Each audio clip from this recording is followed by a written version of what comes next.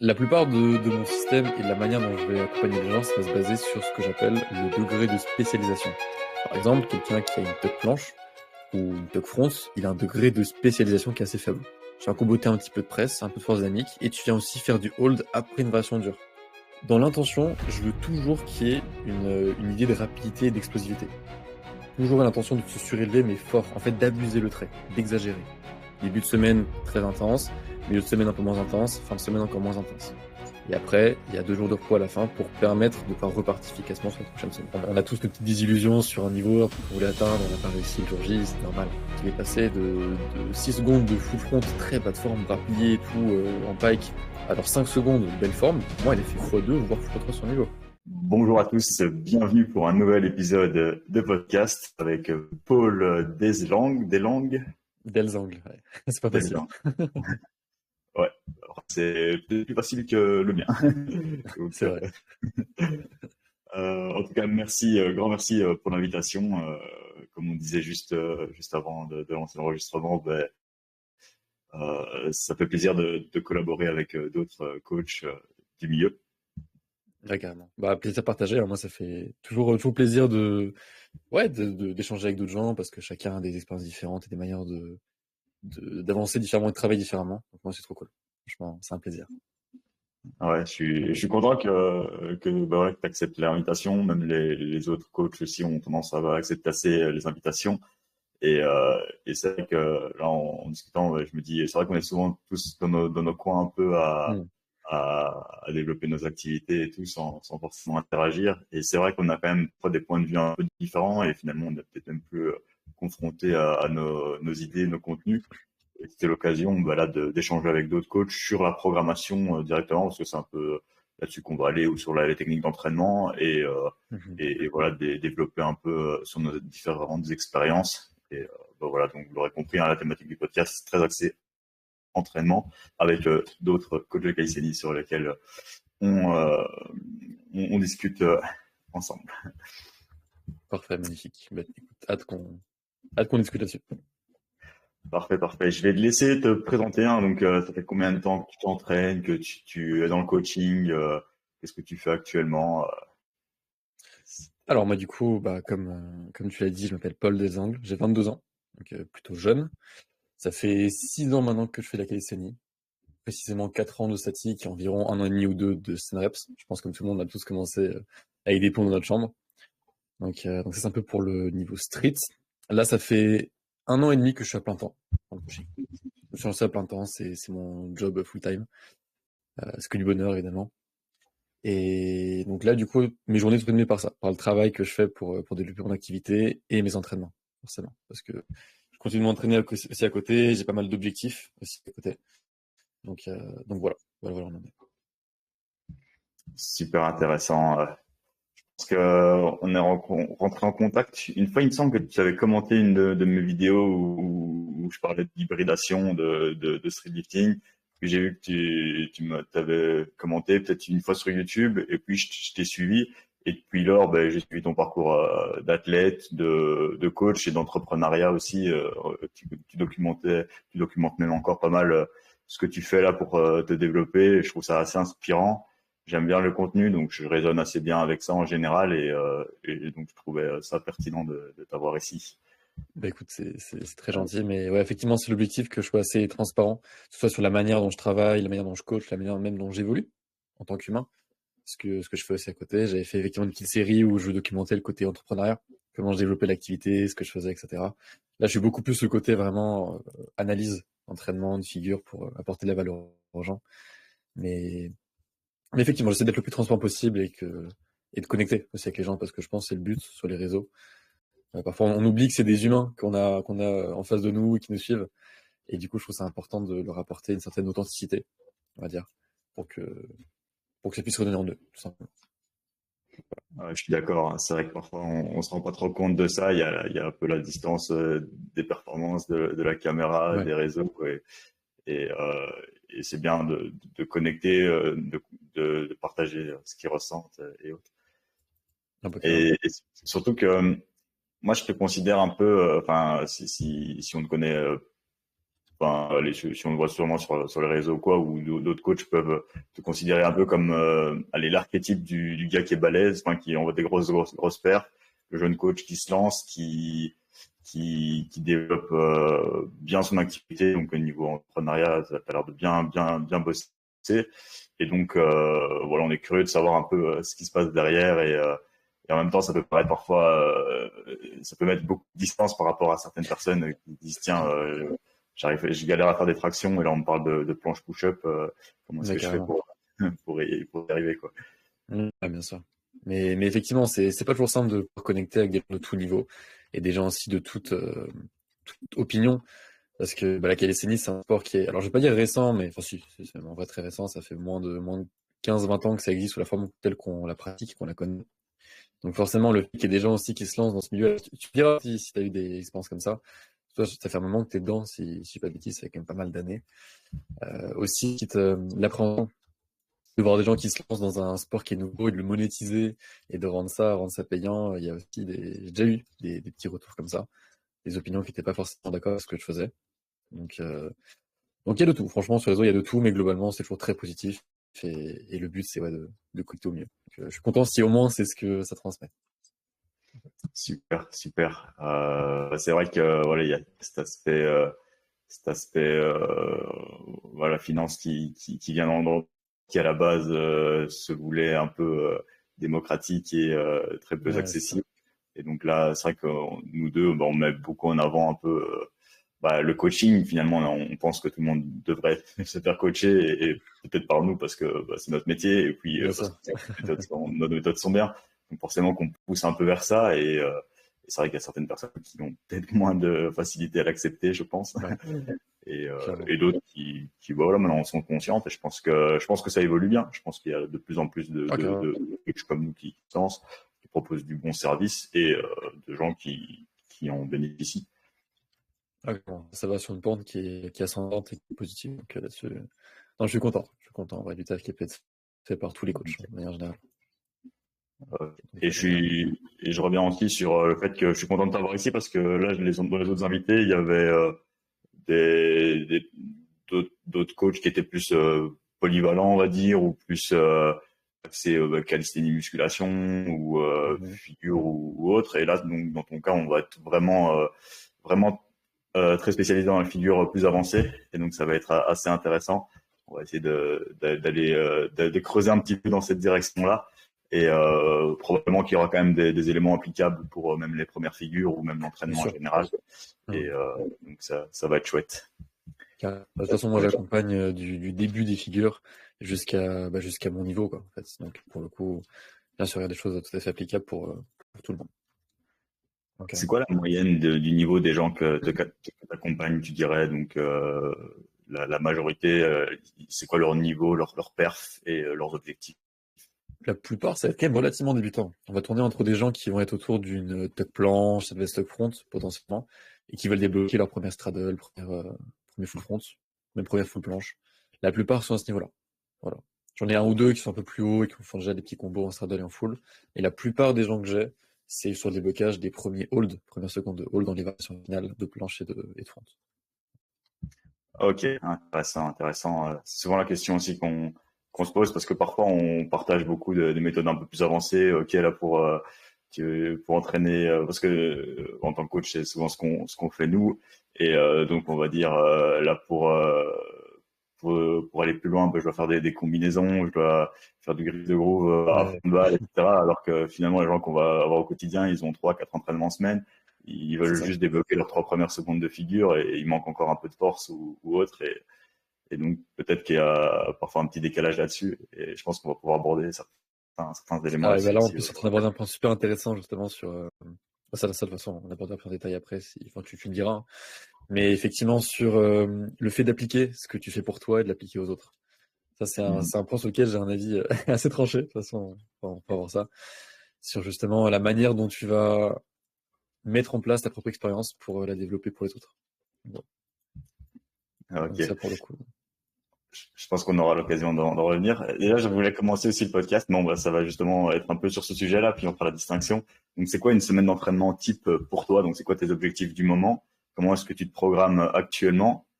Et ensuite, on abordera plutôt ton système d'entraînement. Et donc, on va peut-être justement voir un peu s'il y a une différence ou pas spécialement. Carrément. Bah, écoute, moi, à l'heure actuelle, alors, je vais pas forcément entraîner en semaine parce que ça va être beaucoup aussi au ressenti. Je vais pas m'entraîner bêtement si je suis fatigué, inversement. Mais on va dire qu'en moyenne, je tourne entre 5 à 6 entraînements par semaine. Donc, moi, je travaille front, lever et planche. Concrètement, c'est les mouvements que je travaille.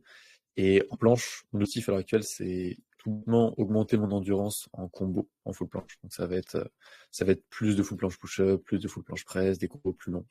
Concrètement, là-dessus, c'est assez basique comme objectif. Mon front lever, c'est pareil. J'étais blessé pendant un petit moment au dos, blessure assez mystique d'ailleurs. Et du coup, là, je reprends tranquillement. Donc là, déjà, c'est reprendre tout le niveau que j'avais perdu en France, sur les pull-up to touch, sur la dizaine, douzaine de pull-up, etc. Et avoir un très haut niveau en one arm front. Ça, c'est l'objectif. Donc là, à l'heure actuelle, je travaille pour aller chercher les 6 presses en one arm front, choses comme ça. Et je commence aussi à travailler les pull-ups en one arm front. Bref, là, je suis sur un gros focus one arm en front lever, même si à côté, je travaille aussi le reste. Donc là, en termes d'objectifs, on en est là. Et je travaille aussi un petit peu de one arm planche à côté. Donc voilà les objectifs actuels. Et du coup, on est sur du 5 entraînements par semaine, selon mon état. Les entraînements durent environ entre 1h30 et 2 heures, selon mon énergie et mon temps. Parce que forcément, le travail prend du temps à côté. Et du coup, moi, je suis très partisan de la variation d'intensité.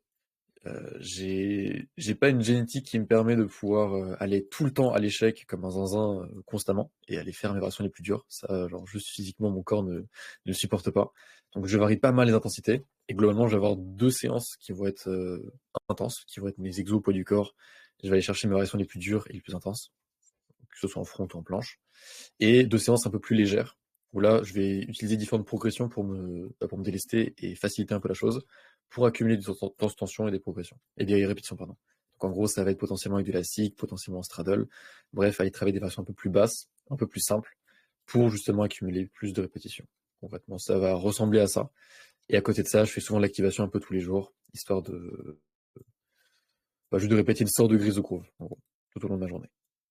Donc voilà un petit peu à quoi ça ressemble. Ok, donc tu bosses planche, front lever 4 à 6 fois semaine, donc enfin les 5 à 6 fois semaine. Un peu d'activation en grise de groove, j'imagine avec une intensité plus Oui, basse, peut-être avec plus un modéré, bien corrélatif sûr. Ouais. plus modéré. Et donc tu polarises avec des jours intenses et des jours plutôt techniques, volume, ou plus C'est ça. technique. Bah, ça c'est quand même assez intense en vrai si on parle d'échelle, si on peut parler en RPE. Bah, mes séances intenses elles sont entre 9 et 10 de RPE et mes séances on va dire que j'appellerais volume elles sont pour être large elles sont entre 6 et 8 pour être large. Donc ça reste quand même relativement intense mais j'essaye si possible de ne pas aller trop taper l'échec. Ok, c'est intéressant. Et est-ce que tu fais évoluer tout ça, parce que là tu parles de RPE 9-10, est-ce que tu commences tes blocs un peu plus faciles et tu viens vers du 9, tu commences direct 9-10 ou c'est toujours tout le temps et puis à un moment tu fais une petite rotation, tu changes? Tu parles au sein d'une séance ou à l'échelle d'un cycle plus grand de Allez, mois, etc. un cycle, ouais. Ok. Alors concrètement à l'échelle d'un cycle je vais conserver ces séances avec à peu près les mêmes intensités pour le coup. Je peux augmenter en fait l'intensité progressivement quand c'est un mouvement que je maîtrise pas encore. Par exemple, si là je veux aller travailler la maltaise, j'avais un petit peu travaillé à l'époque, mais là ça fait, je pense, 2 ans que j'ai pas touché à ce moment-là. Je vais justement effectivement aller gérer une intensité qui est progressive, même sur mes séances intenses, parce que sinon je sais que ça va être trop intense. Maintenant, sur les mouvements que je travaille à l'heure actuelle, euh, c'est pour la plupart des mouvements que je maîtrise et dans lesquels je veux juste augmenter mon endurance de force. Donc pour le coup, j'ai moins besoin d'aller chercher justement une intensité qui est progressive au fur et à mesure des cycles. Mais forcément, dans mes variations de cycle, je vais aller chercher des mouvements aussi qui sont différents à chaque fois, en soi, pour pas trop répéter les mêmes tout le temps et pas me fatiguer dessus. Voilà. Ok, c'est intéressant. Et je te rejoins, c'était bien. C'est vrai que cette notion de cycle, je pense qu'elle perd un peu de sens en calisthénie, où on doit toujours être plutôt spécifique vers nos mouvements, et donc on peut quand même commencer nos blocs relativement haut, parce que souvent on va aller commencer avec des figures qu'on maîtrise déjà, on va dire. Et donc c'est pas comme en street lifting où on doit commencer voilà RPE 5 et on C'est termine ça, RPE 8. c'est ça. On peut directement limite commencer RP8 nous et rester là-dessus tout le bloc, surtout si à côté on a des séances qui sont un peu plus light. C'est ça. Et Et surtout aussi, le truc un peu plus compliqué, ça va être que, en fait, en SL, on apprend le mouvement et après, on peut varier le poids au demi-gramme près. Donc c'est très facile, en fait, enfin très facile. On se comprend, mais je veux dire, c'est très intuitif, en fait, de pouvoir varier l'intensité et le poids parce que littéralement, on peut surcharger au gramme. En calisthénie, c'est beaucoup plus dur parce que comment tu quantifies exactement la différence entre un full front élastique et un one leg front? Comment tu quantifies exactement le brasier et la difficulté? Bah, c'est difficilement perceptible. Du coup, forcément, vu qu'on travaille à la fois des mouvements qu'on maîtrise et qu'on ne maîtrise pas, on n'a pas le choix que de s'exposer un peu à la difficulté des mouvements qu'on maîtrise pas, parce que sinon, en fait, il n'y a pas d'adaptation. Il y en a beaucoup moins. Là où en SL, le mouvement on maîtrise déjà et on peut tout gérer niveau poids. Toutes les variantes, on peut les gérer. Donc, calisthénie, c'est un peu plus dur. Après, tu me dis ce que t'en penses. Mais... ouais, je te rejoins complètement, hein. C'est un muscle up, c'est un muscle up que tu sois à 1,25 ou à 10 kilos quasiment. Bon, il y a toujours une intensité qui est absolue ou relative qui va dépendre de ton niveau. Alors qu'en street, ouais, comme tu disais, le bras de levier, la C'est résistance ça. de l'élastique, à tel endroit ça tire, l'engagement, il sera pas le même. Euh, et comme tu dis, à un moment, il faut se confronter un peu à la difficulté, mais ça va dépendre aussi de l'approche et de chacun. Tout à fait. Mais c'est là qu'il y aura beaucoup de différences par rapport au Ouais, SL. Ouais. Et, tout à fait. euh, et là aussi, pour en revenir à tes objectifs, disons que toi, tu as passé un peu le cap des premières secondes, donc tu es beaucoup plus dans le développement. Peut-être pour les one arm, là, tu seras quand même dans de la force, même si là, tu as quand même 5, 6 presses en vue. Tu es quand même beaucoup plus tu te considérais plus à travailler plus ton endurance de force que ta force max. Là où ça va Sur la différer par rapport à tes clients, par exemple, qui vont être plus dans Ouais, tout à l'acquisition fait. de leur première figure. Tout à fait. Bah, pour le coup, effectivement. Et c'est pour ça que, ça, c'est un point hyper important, que je peux pas les entraîner comme je m'entraîne moi. Ça, pour des Mhm. raisons évidentes, ça n'aurait pas de sens et pas de logique. Maintenant, je ressens aussi certains effets en termes de nécessité de récupération qui s'approchent de la force max, dans le sens où même quand je vais faire un combo en planche ou je vais faire, je sais pas, un 3-3-3 en full planche, par exemple, qui est en dessous de mon max, donc 3 push-up, 3 press, 3 secondes de hold pour ceux qui ne le savent pas. Et donc même là-dessus, ça c'est pas un truc que je pourrais répéter tous les jours, par exemple. Alors que on est du coup sur 3, ça fait 6 répétitions, et 3 secondes de hold, ça fait à peu près une répétition et demie. On est sur à peu près 7 répétitions au total, 7-8 répétitions sur cette série-là, donc qui s'approche effectivement de l'endurance de force, qui met un petit peu dedans. Mais ça, c'est pas quelque chose que je peux répéter tout le temps non plus. Donc je dois quand même appliquer aussi des principes que j'applique à mes élèves, parce que sinon j'arrive très vite en surentraînement, et je peux pas appliquer une intensité qui est maximale tout le temps, même sur l'endurance de force. Mais pour le coup, oui, pour la plupart des mouvements, je suis plus en endurance de force qu'en force max. Sauf les mouvements que je travaille et que je veux débloquer. Donc là, en tant que tel, aller taper les 5 en press. Ok, ouais, c'est intéressant, c'est intéressant. Et parce que c'est là que la question elle peut se poser parce que finalement c'est peut-être plus pardonnable d'aller taper du RPE 10 sur une série de 5 à 8 reps ou de 10 secondes que de taper du RPE 10 sur un Ah, 2 ou 3 complètement. secondes. Ouais. Complètement. Ouais, c'est beaucoup plus taxant nerveusement et physiquement parlant, donc bien sûr, oui. Et c'est pour ça qu'il faut faire beaucoup plus attention à ses élèves. Et ça, c'est un truc qui est, enfin pour moi, c'est la règle d'or, hein. C'est la règle d'or en général, de ne pas appliquer à la lettre ce que tu appliques pour toi-même, parce que la personne en face et l'élève en face de toi n'a pas le même corps que toi. Même si d'apparence, il paraît aussi fort que toi, il n'a pas la même récupération que toi, il n'a pas la même capacité nerveuse, il n'a pas la même capacité d'adaptation, il n'a pas la même récupération musculaire et physiologique. Donc, tu peux pas te permettre, je trouve, après tu me diras là encore ce que tu en penses, de, de mettre les structures exactes que celles que tu fais toi. Même si tu te rapproches de son type d'effort. Parce que je trouve que faut toujours que tu t'adaptes à sa situation à lui et à sa capacité de récupération à son corps pour que ça puisse être en cohérence avec ses objectifs. Ouais, je te rejoins sur différents éléments et en même temps, il y a des éléments où je pense que parfois on peut quand même appliquer un peu ce qu'on fait. Ça dépend un peu de ce qu'on fait sur nous. Bien sûr. Par exemple, comme tu disais, déjà, il faut voir les objectifs de la personne parce que souvent, j'imagine que tes clients vont pas vouloir faire des one-arm press, Non, pas du tout. qu'ils puissent débloquer leur premier front layer, leur pull-up ou leur première C'est ça. straddle press. Et donc ça va déjà être un peu différent. Ensuite, comme tu dis, son niveau, voilà, est-ce qu'il s'entraîne 3-4 fois semaine? Est-ce qu'il a des contraintes à côté? Est-ce qu'il est plus lourd, plus léger? Est-ce qu'il récupère bien, mieux, etc. Donc, il y a énormément de différences. Mais d'un autre côté, je pense qu'on peut quand même suivre quelques guidelines. Voilà, moi j'ai une Complètement. fréquence, j'ai un schéma type d'entraînement. Ben voilà, s'il bosse par exemple l'objectif planche, point lever, ben, je sais que je vais programmer ça sur 4 jours, comme tu dis. Je vais peut-être aussi avoir un jour intense, un jour léger, et peut-être que je vais avoir une range de séries par semaine que je vais mettre sur sa planche ou son point lever, et que je vais cycler comme ça. Ou alors je sais que la plupart des coachés commencent sur j'ai un schéma type où je vais essayer de leur faire atteindre quelques fourchettes, et je sais que ça va fonctionner chez quasiment tout le monde, et moi je suis Ouais, passé par là complètement. par exemple, même Ça, c'est si ça en pour le ce coup, je suis moment. d'accord. Effectivement, faut piocher un petit peu dans tous les cas de figure. Donc ça complètement. Oui, tout n'est pas à jeter. Mais en gros, ce que je parlais, c'était vraiment sur des copier-coller. C'était vraiment sur le truc de se dire, ok, moi je fais comme ça tout, donc je vais lui mettre aussi tout comme ça. Ouais.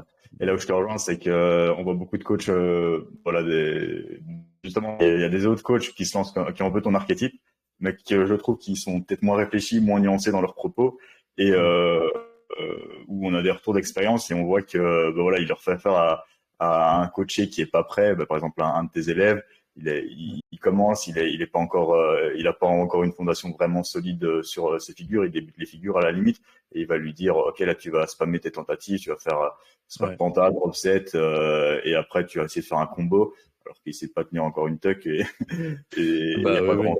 C'est un peu aberrant, et c'est vrai que c'est ce qu'il fait lui, mais ou ce qu'il a fait lui peut-être par le passé, mais c'est peut-être pas forcément ce Ouais, qui a marché. clairement.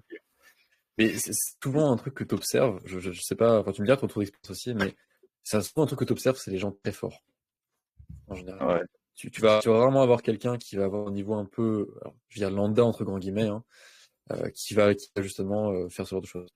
Parce que lui, qui en fait a un niveau très haut, bon, déjà souvent a des petites facilités quelque part, ce qui est normal dans tous les sports, n'importe quel sport qui existe au monde, les gens qui sont les meilleurs ont des petites facilités qui leur ont permis d'en arriver aussi jusque-là.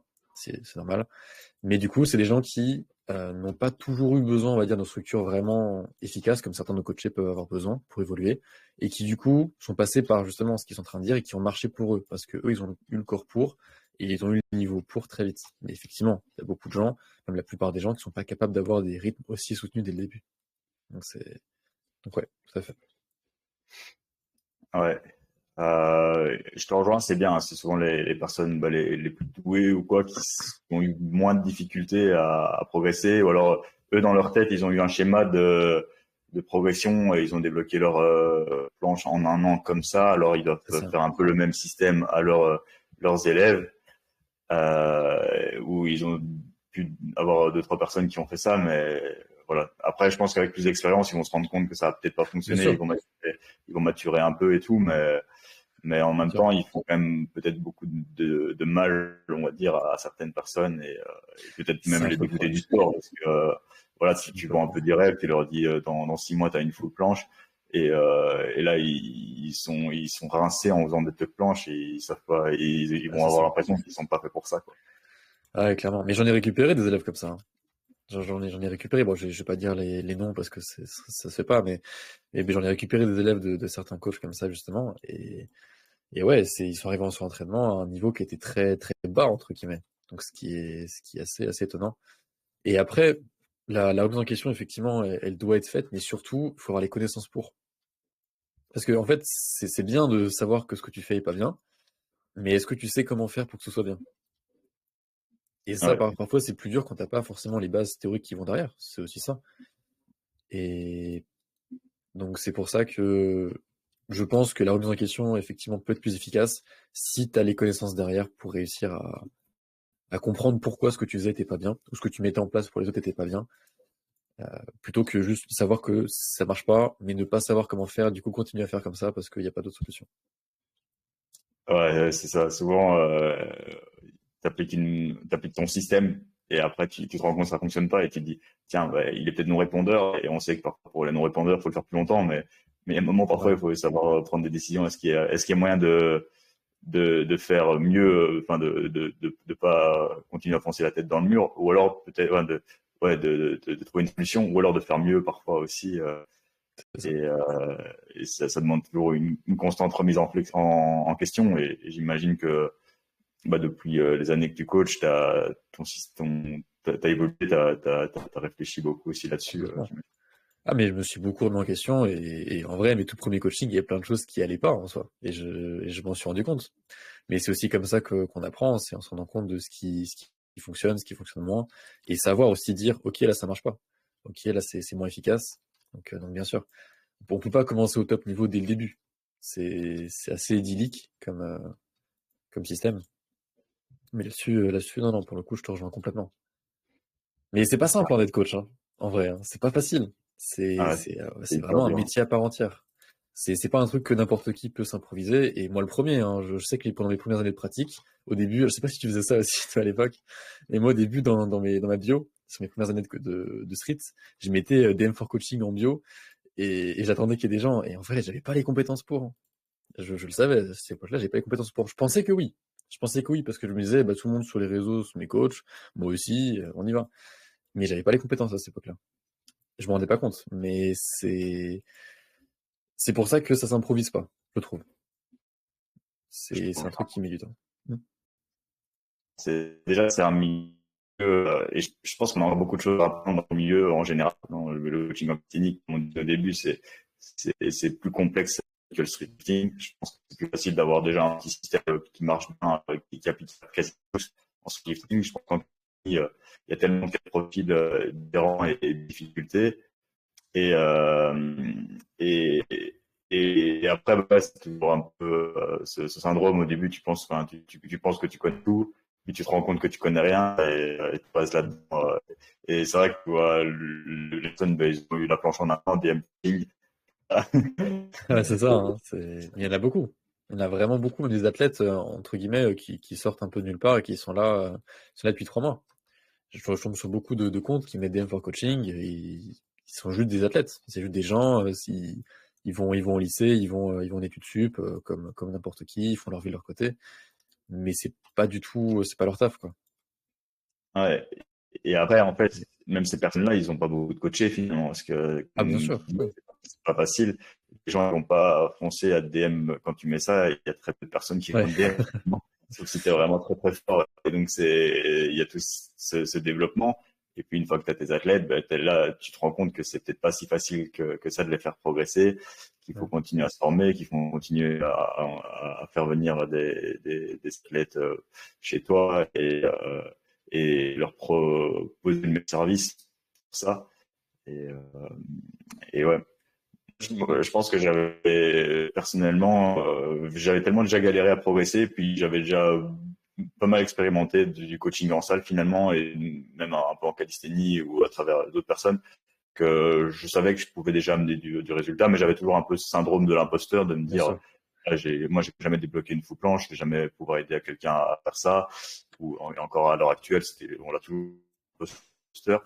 Et, et, euh, et donc voilà, j'avais toujours une remise en question assez grande dès le début et je m'étais pas dit DM pour coaching, les gens vont venir, c'est à moi Hmm. d'aller les chercher aussi et de réfléchir sur et d'être conscient que mon coaching est perfectible dans le processus quoi.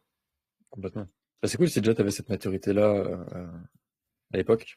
Après, je vois que t'es un peu plus âgé que moi, mais ce principe même, c'est cool. C'est cool au Ouais, moins c'est d'avoir. vrai que j'ai commencé un peu plus tard parce que j'ai fini Ouais. mes études à 25 ans, 24 ans en Hmm. éducation physique, donc c'était déjà un master un peu plus long.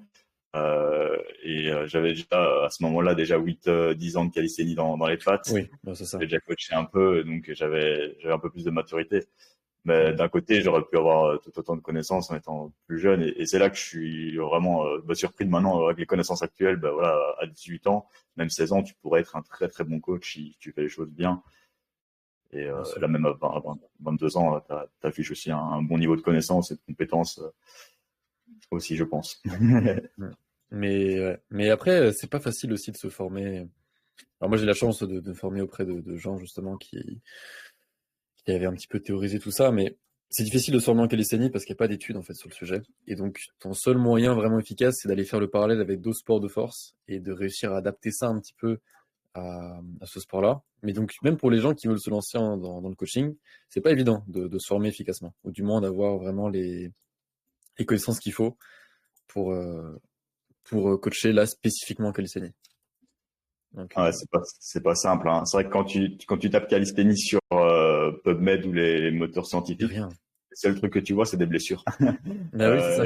Top of calisthenics athlète, et tu vois quasiment que ça, et tu vois pas trop de C'est ça. protocoles, et les cinématiques des mouvements, la bioméca, elle a pas encore C'est été ça. aussi étudiée, et donc finalement, bah ouais, faut aller se baser un peu sur ce qui se fait en power, et puis sur tout ce qui se fait à côté. Il n'y a pas eu beaucoup de livres. Il y a Overcoming Gravity que tout le monde a lu. Ouais. Bon, c'est un peu vieux, c'est un peu basique. Understanding Calisthenics de Mika qui est pas mal.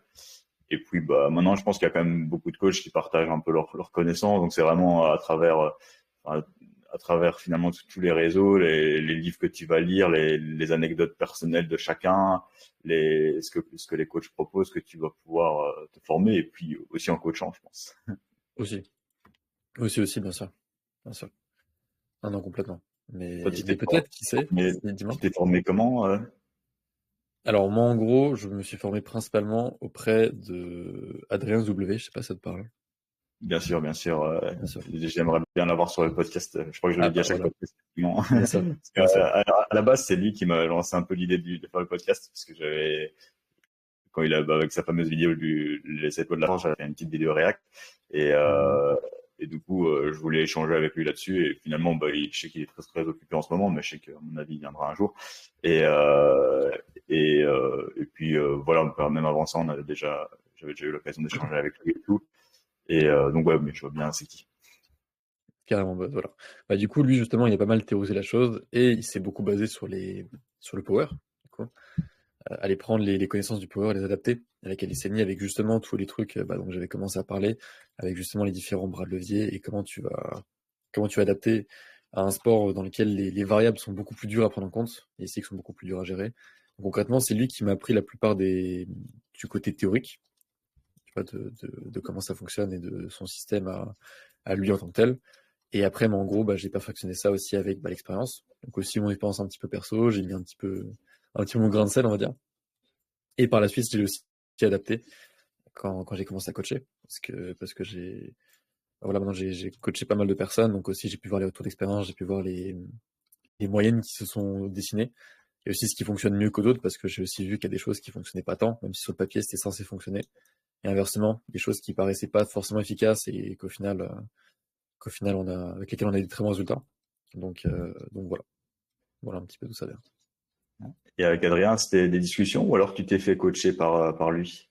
Et c'était une vraie formation, en gros. Ah, c'était sa formation. En fait, en gros, là, tout ce qu'il a partagé dans les 7 lois de la force, ça, je l'ai eu en interne. Et après, j'ai eu plein de trucs qu'il a pas présenté. Parce qu'en gros, j'ai les connaissances à apprendre. Ensuite, comment tu arrives à appliquer ces connaissances-là à d'autres.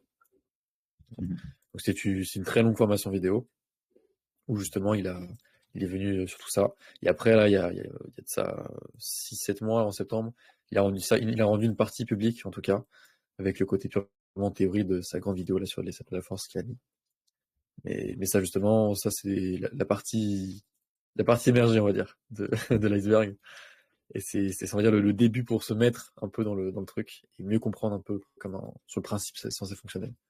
Et à côté de ça, moi, j'ai eu plein d'autres trucs en interne qui m'ont permis de me former là-dessus. Ok, ok. Ouais, je te rejoins. Enfin, ouais, avec les échanges ou même aller plus loin. Moi, c'est aussi en me faisant coacher par des coachs que j'ai compris énormément de choses. Bien sûr. À l'époque, j'avais commencé avec Stenix et c'était, ouais, eux, ils coachaient un peu plus. Bah, c'était des coachs allemands et italiens, ils sont associés, ils coachaient pas mal d'athlètes. Voilà, c'était plus pour les premières figures et ils avaient la particularité de combiner ça un peu avec du street lifting aussi. Et rien en me faisant coacher par eux et avec toutes les connaissances que j'avais eues, j'ai compris tellement de choses, ça a révolutionné Et ouais, ma bien sûr. manière de faire. Et j'ai vraiment trouvé ce système et perfectionné en continuant avec eux, en regardant d'autres choses, en me faisant coacher encore par d'autres personnes, par King of Weight, etc. Et finalement, bah, là, on parle d'Adrien et de ça, de Stenix et tout, et de comment s'améliorer en tant que coach.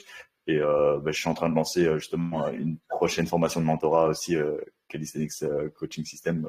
Petite autopromotion, j'en profite. Je crois que il me semble que tu lançais aussi, tu avais aussi lancé une formation, Tout à toi, fait. de ton côté. Tout à fait. Bah, en fait, dans le même système, alors moi, c'est un truc un peu à côté, c'est pas mon activité principale, mais je sais qu'il y a quelques personnes qui sont venues nous demander, justement, pour que je les forme, aussi bien sur le côté théorie d'entraînement que sur le côté marketing, parce que c'est bien d'avoir des connaissances, mais si tu sais pas les vendre, c'est plus compliqué. Et du coup, j'ai développé aussi un petit accompagnement de mon côté à ce niveau-là, mais c'est une activité secondaire, on va dire. C'est pour les gens qui me demandent spécifiquement, en gros. T'as déjà lancé un mentorat ou tu comptes le faire? Si, j'ai déjà lancé, ouais. Bah, là, j'ai déjà accompagné plusieurs coachs. Alors, c'est surtout, là, ceux que j'ai eu, c'est dans la niche de la remise en forme. Donc, pour le coup, eux avaient déjà les connaissances et moi, j'ai apporté le côté purement marketing et comment obtenir des clients. Mais j'ai aussi formé deux coachs en calisthénie sur le côté théorique et sur le côté pratique. Oh, excellent, excellent. Bah, Ouais, du tout à fait. coup, on se rejoint assez bien dans notre cheminement. Là, je suis en train de lancer Carrément. ça. J'ai quelques Bah, trop bien. préinscrits. Et donc là, on va poser voilà quelques bases aussi, comme tu disais, entrepreneuriat, parce que je pense que si on n'a pas de clients, on pourra pas être un bon coach parce que c'est sur eux qu'on va Ouais, mettre tout en application. bien sûr. Vraiment.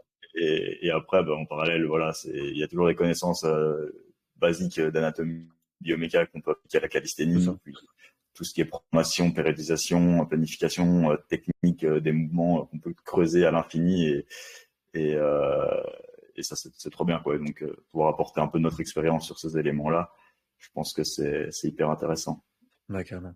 C'est surtout que sinon, il n'y a pas d'endroit, en fait, où se former efficacement, dans le sens où il n'y a pas d'institution, il n'y a pas de choses précises. Donc, souvent, même les gens qui peuvent avoir les connaissances de base, bah, ils ont du mal à se lancer, forcément. Et je connais 2, 3 personnes qui ont essayé de se lancer, ça n'a pas marché, ils sont passés dans un autre domaine, ils ont arrêté. Parce que bah, c'est dur les réseaux, c'est dur de manière générale Internet. Donc clairement. Et en plus de ça, avec les connaissances théoriques sur l'entraînement, bah, c'est que du bonheur. Donc j'espère que tu auras les clients que tu veux. J'espère que tu arriveras à trouver des gens qui veulent se lancer. Parce qu'en vrai, c'est un très beau projet. Merci, ça me hype bien. Donc là, on va lancer ça et on va voir ce que ça donne en pratique. Trop bien. En tout cas là, c'est bien parti. Magnifique. Euh, Maintenant, on va essayer d'aborder un peu ton système d'entraînement concrètement. Voilà, l'idée, c'est de donner un peu de valeur aux gens qui nous écoutent là. Bien Voilà, sûr. si à la fin du podcast, ils repartent avec quelque chose, ouais, Paul, en fait, il a partagé ça dans le podcast. Ça fait sens. Je vais peut-être l'appliquer Mhm. dans mes entraînements ou je vais suivre un peu la trame qu'il propose. Donc, tu définirais comment ton style de programmation, ton système. Je te laisse un peu expliquer ça dans le détail si tu l'as Mhm. théorisé un petit peu et Bien que sûr. c'est digeste ou si c'est trop long, tu peux après développer un peu. Et si c'est plutôt digeste et que c'est long et Ouais, que je c'est cool, vais, vas-y, hein, je vais on essayer de t'écoute. faire ça. Je vais essayer de faire ça assez simple. Alors, la plupart de mon système et de la manière dont je vais accompagner les gens, ça va se baser sur ce que j'appelle le degré de spécialisation. Donc en fait, qu'est-ce que c'est? Ça va être le degré, le niveau d'avancement dans un mouvement ou une pratique. Par exemple, quelqu'un qui a une tuck planche ou une tuck front, il a un degré de spécialisation qui est assez faible. Quelqu'un qui, à l'inverse, il a un 3-3-3 en full planche ou un 5-5-5 en full planche, il a un degré de spécialisation qui est assez haut. Donc, comment je gère tout ça? En fait, celui qui a un degré de spécialisation assez faible, il va progresser assez efficacement et assez vite. Et ça, un peu importe ce qu'il fait. Et surtout, il y aura plein d'éléments externes qui vont pouvoir le faire progresser. Par exemple, quelqu'un qui a justement une tuck planche, s'il fait des handstand push-up et qui matraque ça, il y a de grandes chances que ça améliore un peu son hold en planche. Un mec qui a 5-5-5 en full planche, il a beau faire 20 milliers handstand push-up, ça ne sert absolument à rien. Et c'est pas avec ça qu'il a progressé. Parce que plus on devient spécifique, et plus on devient fort, plus on doit s'entraîner de manière spécifique. Du coup, plus on doit faire des exos vraiment particuliers pour progresser dessus. Inversement, moins on est spécifique, et moins on a besoin de travailler des exos spécifiques. Et Et du je coup, peux te dessus, en poser, partant, dis-moi, parce que je peux t'interrompre sur ce sujet. bien sûr, Je vais te poser une question là avec, dis-moi. je te rejoins complètement sur ce degré de spécialisation, mais je me demande s'il n'y a pas des personnes, par exemple, qui sont moins bons répondeurs et qui sont déjà très spécialisées, qui sont déjà une tête planche et que même s'ils bossent des handstand push-up, ça va pas se transférer ailleurs et que voilà leur marge de progression sur la tête planche, parce qu'ils peuvent avoir peut-être 2, 3 ans de pratique et être bloqués à la tête planche et mettre du temps à passer de la tête planche à plus. Tu penses que voilà, est-ce qu'on pourrait donc avoir un degré de spécialisation avancé, mais être sur des figures plus basiques? En soi, complètement, t'as des gens qui ont beau faire des push-ups, quel que soit leur niveau, ça n'a pas de transfert. Ça tout à fait. Maintenant, tout dépend de si on crée la même appellation. Est-ce que quelqu'un qui est bloqué sur une tuck planche depuis 2 ans, est-ce qu'il a un degré de spécialisation qui est élevé parce que ça fait longtemps qu'il en fait?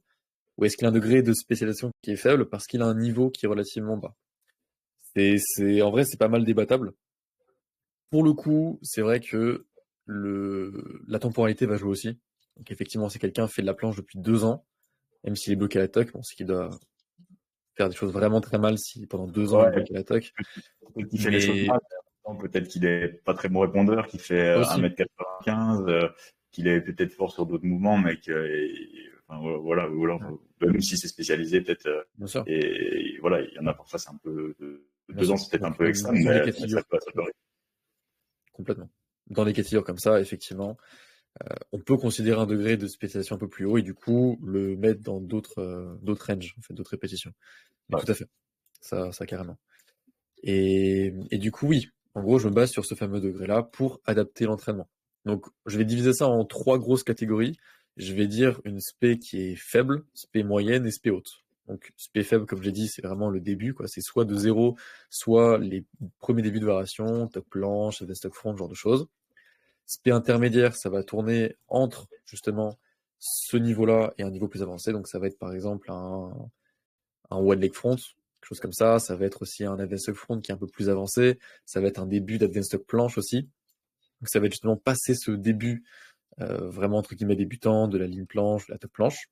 Et ensuite le degré avancé. Là on va commencer à vraiment aller loin. Donc on va être sur des premiers halls de full planche, des premiers halls de full front. Et donc voilà à peu près comment je sépare. Et du coup pour chacun de ces degrés-là, j'ai des structures plus ou moins précises qu'après j'adapte selon la personne.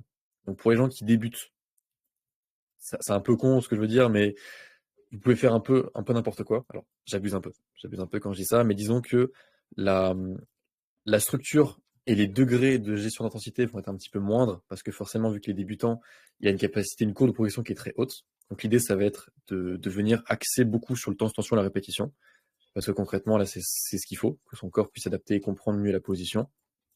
Donc c'est pas ici où on aura des programmations les plus poussées, les plus avancées, les plus développées, mais c'est quand même important d'avoir une certaine structure. Les variations d'intensité dont je parlais pas mal et que moi je mets en place, bah lui il les aura un peu moins parce que tout est dur pour lui, ce qui est normal. Quand on commence la planche et qu'on a un niveau 0, une ligne planche de 5 secondes, c'est limite RPE 9. Donc c'est logique. Donc pour le coup, forcément lui il a une intensité qui est plus haute, mais c'est compensé par le fait qu'il peut progresser aussi plus vite. Et donc l'idée c'est justement de maintenir cette phase-là, donc avec intensité relativement haute parce qu'il n'y a pas trop le choix, euh, relativement de répétition. Le tout, faut faire attention justement à ce que ton corps s'adapte, que ce soit au niveau tendon musculaire. Donc cette phase-là qui va durer, alors ça va dépendre des gens. En général, elle peut durer un bon mois et demi ou 2 mois, le temps que justement qu'ils puissent potentiellement commencer à décoller des premiers débuts de tuck planche par-ci par-là, selon le niveau de la personne. Et du coup, quand ils commencent déjà à se sentir un peu plus à l'aise en tuck planche, on commence à passer dans le cycle qui va être beaucoup plus basé sur une paix qui est moyenne. Et donc c'est à ce moment-là, on va commencer à beaucoup jouer avec les variations d'intensité. Parce que vu qu'il commence à avoir une spé qui est un peu plus grande, ça veut aussi dire que bah, son corps peut plus facilement se fatiguer sur ces éléments-là parce qu'il y travaille régulièrement. Du coup, à ce moment-là, on fait varier beaucoup les intensités avec justement des séances qui vont être assez intenses, des séances un peu plus moyennes et des séances vraiment volume qui vont être un peu plus légères. Donc pas autant que ce que je fais, parce que moi je fais 5-6 séances par semaine avec 2 séances intenses, 2 séances moyennes et des séances un peu plus techniques. Mais justement, on va diviser ça. En général, je lui mets une grosse séance qui va être vraiment intense, c'est ses variations max. Une autre séance qui va être un entre-deux, relativement intense, on baisse un peu la progression, on baisse un petit peu l'intensité pour accumuler un peu de tension, mais c'est quand même assez intense. On est sur RPE assez haut, aux alentours de 7 à 9. Et après, on a aussi une séance volume, pareil comme celle que je fais moi, qui permet justement de pouvoir accumuler de tension, là encore en baissant l'intensité. Donc pour ce genre de situation, moi je suis beaucoup sur le dégressif dans la semaine. Début de semaine très intense, milieu de semaine un peu moins intense, fin de semaine encore moins intense. Et après, il y a 2 jours de repos à la fin pour permettre de pouvoir repartir efficacement sur la prochaine semaine. Et donc le but, c'est que ça dure comme ça. Cette phase-là, elle dure quasiment jusqu'à une obtention de... Ouais, quasiment une obtention de full planche et de première 5-6 secondes de full front, à peu près. Ok. Et à ce moment-là, Ça, après, on passe sur un cycle qui ressemble plus au mien. ça ressemble à quoi une séance type là-dedans? Et je voulais dire quoi? Ouais, ça ressemble à quoi une séance type là-dedans pour quelqu'un qui est entre la tuck et la dunstuck ou la dunstuck et la straddle ou Mhm. même la straddle et la full? Ça ressemble à quoi une séance type? Alors, du coup, dans dans la séance assez intense, enfin même très intense, le but c'est d'aller taper ses variations les plus dures. Donc, concrètement, s'il a une NVSA qui commence à passer en straddle, potentiellement aller faire des gros holds de NVSA dépliés, très dépliés, potentiellement aller faire des holds de straddle avec les jambes un petit peu pliées, d'aller faire ses variations dures, en gros. On va aller chercher des variations dures, potentiellement aussi la négative en straddle, pour amener un petit peu de dynamique. Et la plupart de mes séances sont basées là-dessus, de l'isométrique et de la force dynamique, pour aussi avoir un petit peu des deux stimulations, que ce soit en front ou en planche. Et du coup, là, de baser vraiment en variation les plus dures. Pareil, si en front, il a un début de one leg front, on va aller chercher peut-être 2-3 secondes de one leg front, ce qu'il peut faire. On passera en dégressif en advanced tuck. Potentiellement aussi d'autres négatives de one leg front, des presses en advanced tuck. Bref, ça va être des variations dures. C'est vraiment les trucs Est-ce que tu as intenses, c'est ce qu'il peut faire au max. est-ce qu'il y a un nombre de séries? Ou est-ce que tu fais un peu plus au Hum, feeling ou au cas par cas de nouveau? Alors, faut savoir que lorsque je programme pour les gens, je pars toujours sur du x2, par exemple. C'est une base. Comme ça, je vois quand la personne réagit. Mais souvent, en général, je peux monter sur du x3. Je trouve que x4, c'est trop intense et on est beaucoup plus sur ce qu'on fait en général pour de l'hypertrophie. Donc je trouve que x4 sur la force comme ça max, ça peut être assez intense. x3, je considère que c'est assez intéressant au bout d'un moment. Mais minimum x2. Ça va jouer entre x2 et x4 selon à quel point il arrive justement à appliquer ça. Et x2, c'est deux séries ou alors c'est deux reps de tentative ou deux séries, deux séries. deux séries? Ah ouais, c'est ça. C'est deux séries de l'exo, du coup, de l'exo intense. Ok, deux séries d'exo Voilà. intense. Et du coup, en général, on va avoir deux exofronts principaux, deux exoplanches principaux, entre deux et trois séries pour chacun d'entre eux. Et après, je termine souvent avec un petit peu de renfort spécifique. Donc, pour aller toucher les points faibles. Par exemple, quelqu'un qui a du mal en protraction scapulaire, en fin de séance, faire des exos vraiment spécifiques pour venir améliorer cette capacité-là. Donc, la plupart des séances vont être comme ça. Et la seule chose qui va changer entre justement les séances très intenses, un peu moins, et les séances volume, ça va être sur justement l'intensité. Ça va être venir gérer l'intensité, mais il y aura à peu près une structure similaire. Entre 3 et 4 exos en front et en planche, un peu de renfort à la fin, 2-3 séries à chaque fois, de l'isométrique, de la force dynamique et du spécifique sur ses points faibles. Donc voilà. Ok, top. Bonne C'est un peu structure. plus ça. Je vois. Donc c'est pas mal, c'est pas mal. Et après, là, t'allais continuer sur le troisième cas, j'imagine. On va passer un peu plus Bah, dans ton style comme au début, c'est finalement. ça. Le troisième cas, c'est un peu plus dans mon style. Donc, en fait, au niveau des structures, pareil, on va avoir des séances intenses, des séances un peu moins intenses. Mais juste, en fait, on augmente la fréquence. On va passer à deux séances très intenses dans la semaine, deux séances un peu moins intenses dans la semaine. Et du coup, c'est une fréquence et une intensité qui est plus grande. Mais qui permet aussi, justement, d'aller travailler l'endurance de force pour la plupart des gens. Ou d'améliorer, en tout cas, leur capacité à produire la force max. Parce que pour le coup, bah, le degré justement de spé il est plus grand, donc forcément il faut plus de répétitions au fur et à mesure de la semaine, c'est normal. Un mec qui est top monde, s'il s'entraîne 3 fois par semaine, il y a des chances qu'il maintienne pas son niveau. Alors qu'un mec qui vient de débuter, bah, c'est déjà beaucoup pour lui, 3 séances par semaine pour un mec qui commence. Donc forcément, plus on devient fort, plus il va falloir qu'on répète régulièrement le mouvement si on veut évoluer dessus. Donc, pour un bas degré de spécialisation où il sera plutôt sur du 2-3 séances, puis il évolue, il sera peut-être sur du 3-4, C'est et ça. après, Et après on un peut peu monter plus. 4-5, c'est ça. Ok. Mais j'évite de mettre trop de séances à des gens qui débutent parce que bah, ça fatigue en fait, c'est épuisant. Surtout sur des mouvements aussi intenses que ça. Monter la planche quand on n'a jamais fait, je sais pas si tu te souviens toi de tes premiers planches, mais ça tape, hein. Ça tabasse. Ouais, on se rend jamais compte hein, de ce que c'est, mais quand tu fais une bonne planche, là, tu sens que les épaules, les Ah ouais, biceps, ouais. ils ont assez cher, assez vite.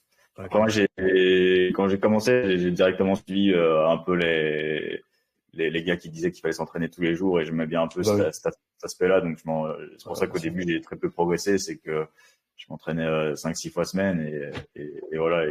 Et encore à l'heure actuelle, ben, j'ai pas encore un gros niveau de spécialisation, malgré le fait que je sois peut-être quand même encore avancé. En fait, je pense que j'ai un grand degré de spécialisation, mais en étant encore au stade 2, je dirais, de pas être très Ouais, très t'es fort. dans la phase un peu chiante, en fait. C'est la phase où en fait, c'est compliqué de passer au-dessus parce que c'est compliqué de dépasser justement le fameux palier de force max et, et de le régulariser, en fait. Donc, ouais. Et après, je crois que j'ai pas été suffisamment spécialisé longtemps, vu que j'ai toujours recombiné ça un peu avec du street lifting et beaucoup de Ouais. renfort. du travail des jambes, et donc je sais que la spécialisation, elle n'a pas été poussée au bout. Mais même si je m'étais spécialisé, je pense qu'il y avait quelques conditions, et je suis pas le seul dans le cas. Il y a des personnes qui vont se spécialiser d'autant plus que moi et qui vont pratiquer d'autant plus de temps que moi et qui seront encore au stade assez bas. Et l'air de rien, même un stade 1 à 2, en fait, c'est déjà pas mal, quoi. Bien sûr, complètement. C'est compliqué, quoi. Bah, la plupart des gens sont dans ce cas de figure-là. Il y a peu de gens proportionnellement justement qui arrivent au troisième stade en vrai. On en voit beaucoup sur les réseaux et on a l'impression que c'est la norme, mais pas du tout. Ouais. Déjà, quelqu'un avec une belle straddle planche, c'est pas si fréquent que ça, comparativement à la masse qui fait de la calisthénie. Carrément, Donc, je te rejoins.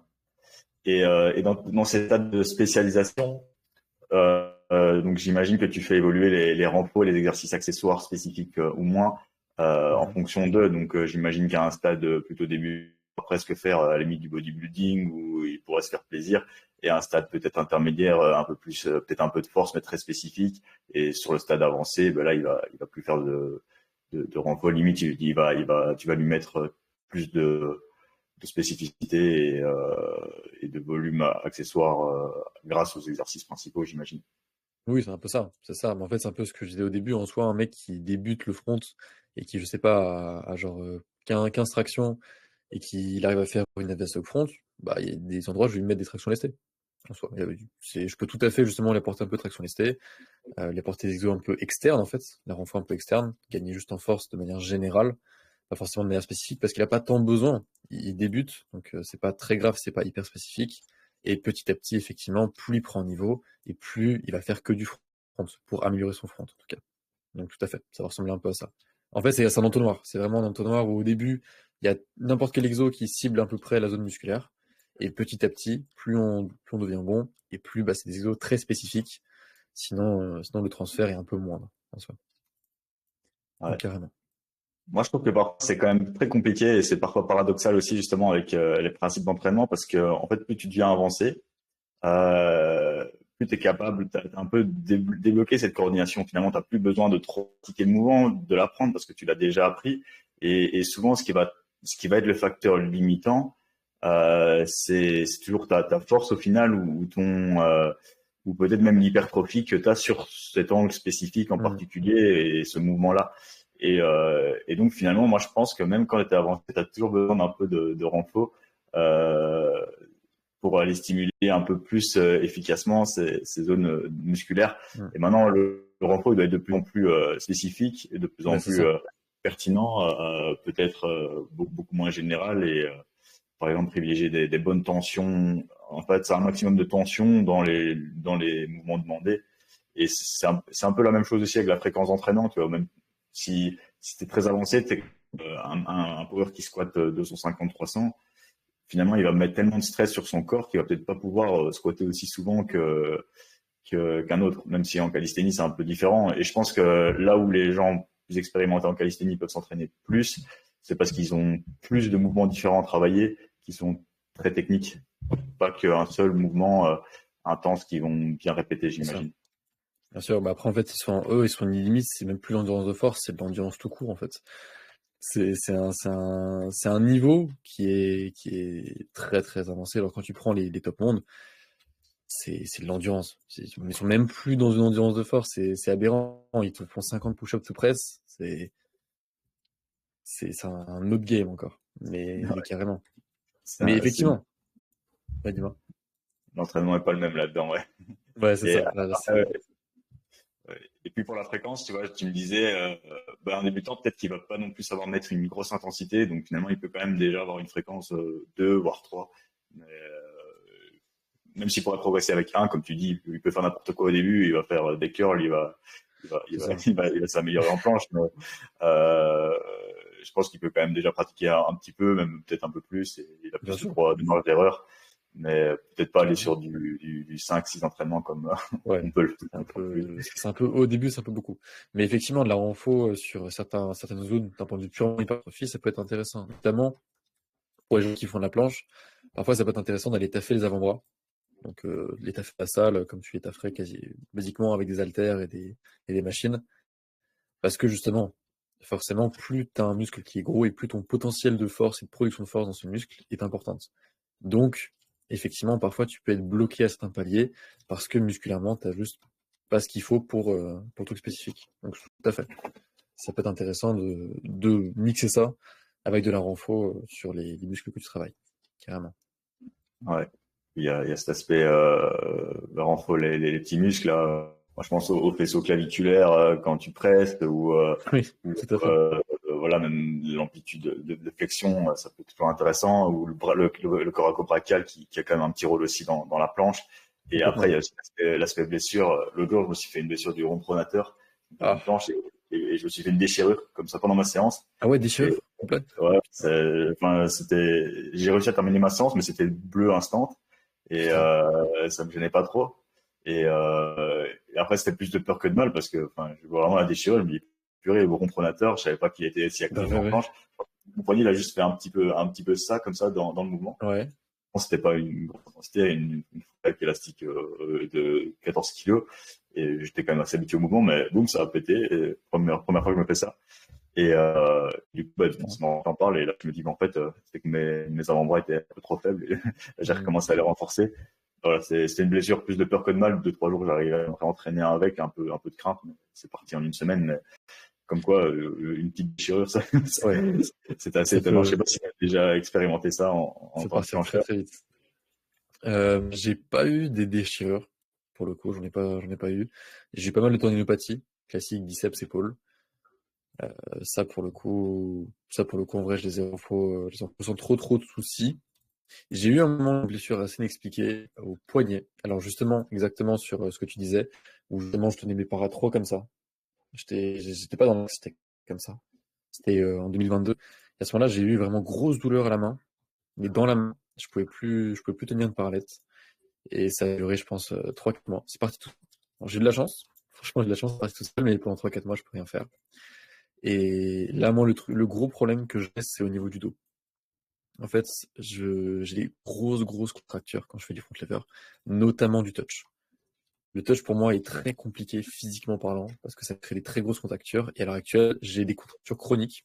On va les appeler comme ça parce que je sais pas exactement ce que c'est, qui sont là depuis pratiquement 2 ans à cause du touch. Alors, dès que j'en fais, ça me contracte très vite et ça reste au quotidien, en fait. Donc moi, c'est le truc que je traîne là qui me fait chier et que je n'arrive pas à régler. J'ai vu un nombre de spécialistes infini. Tous ont des pistes un peu différentes, mais rien de très très probant. Et donc moi, je sais que c'est le truc qui est problématique, mais ça, c'est vraiment lié au touch, quoi. Je sens que c'est le touch qui me fait mal à ce niveau-là. Ah ouais, c'est toujours embêtant les blessures comme ça, qui viennent, qui partent. Et sur le front lever, moi je l'ai eu aussi, mais c'était en front lever normal.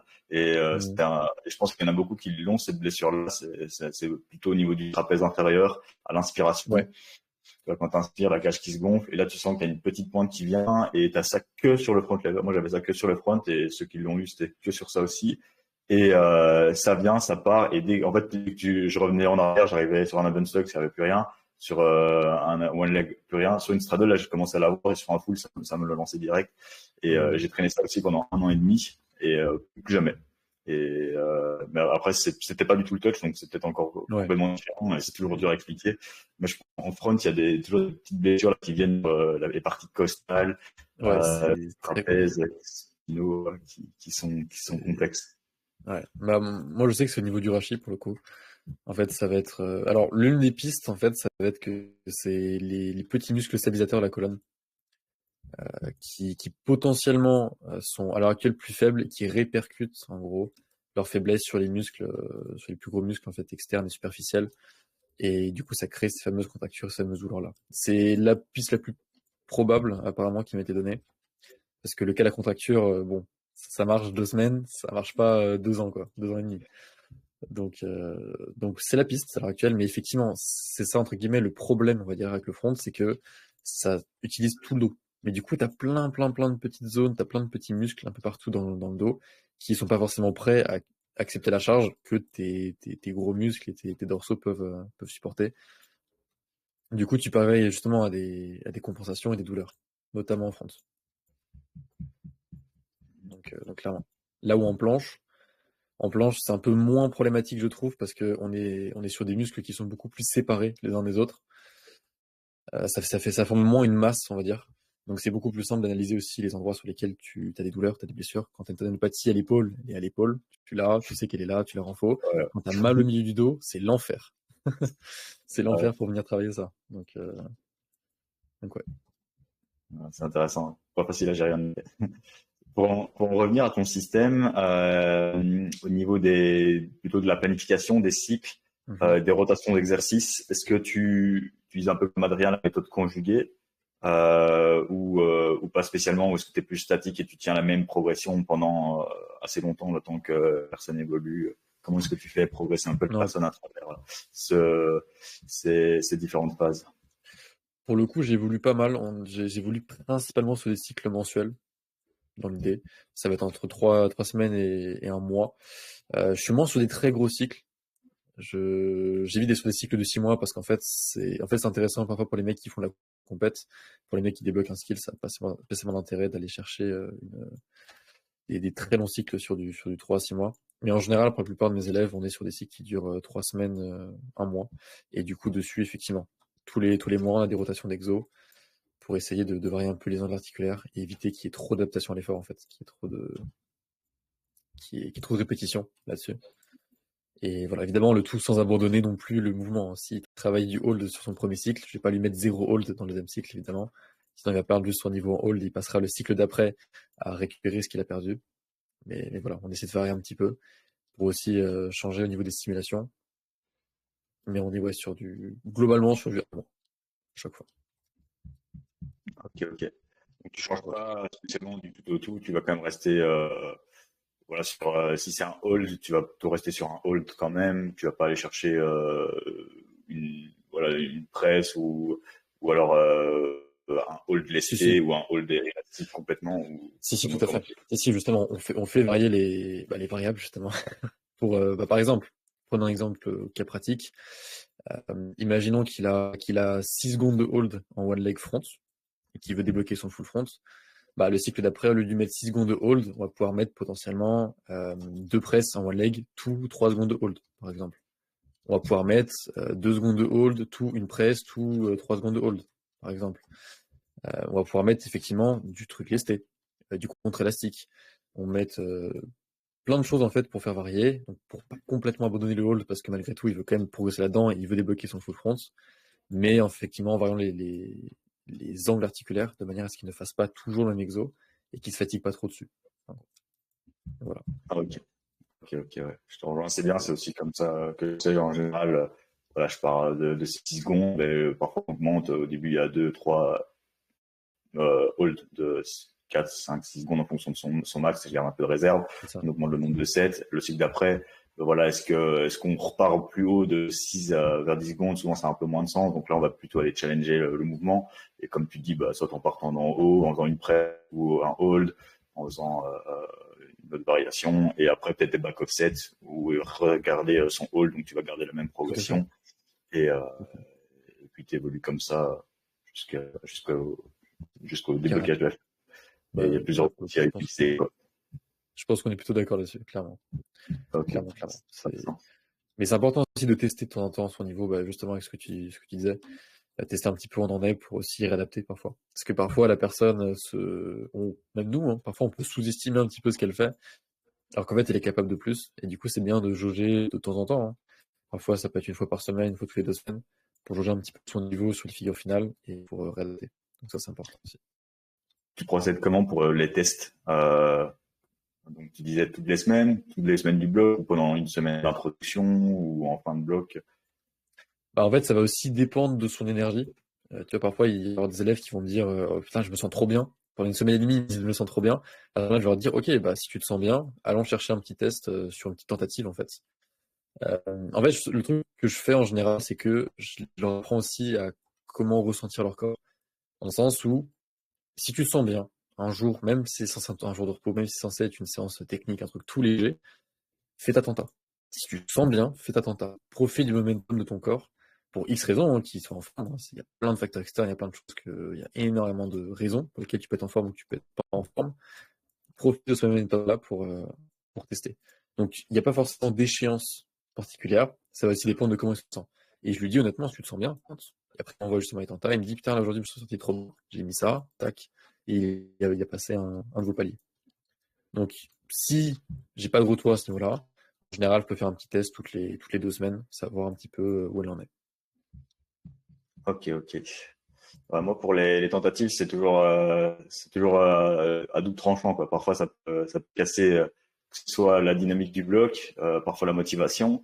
Et d'un autre côté, parfois, c'est payant, ça casse des paliers Là, c'est ça. mentaux. Ça te permet, toi, de jauger son niveau et pouvoir intégrer éventuellement une progression ou pas dans ton prochain bloc et autres. Moi, en général, ce que j'aime beaucoup sur moi et sur beaucoup de personnes, bah, c'est finalement que je m'inspire un peu du street lifting. Voilà, on sait que plus le niveau de fatigue il augmente, t'as le niveau de performance qui augmente aussi. Donc, généralement, en début de bloc, t'es pas très performant. Vers la fin, quand t'es un peu fatigué, bah, il y a quand même une bonne fatigue qui te Ouais, permet de générer de la force. Et donc, vers c'est ça. la semaine 4, 5, c'est là que t'envoies souvent tes meilleures pertes. Et donc, souvent, vers la semaine 4, 5, écoute, là, si tu te sens bien, tente, hein. Parce qu'il y a beaucoup de clients, parfois, ils ont un peu peur, voilà, ils veulent respecter le programme à la lettre et Ouais, ils tout veulent à pas le fait. faire spontanément alors qu'ils auraient pu la tenter le jour même.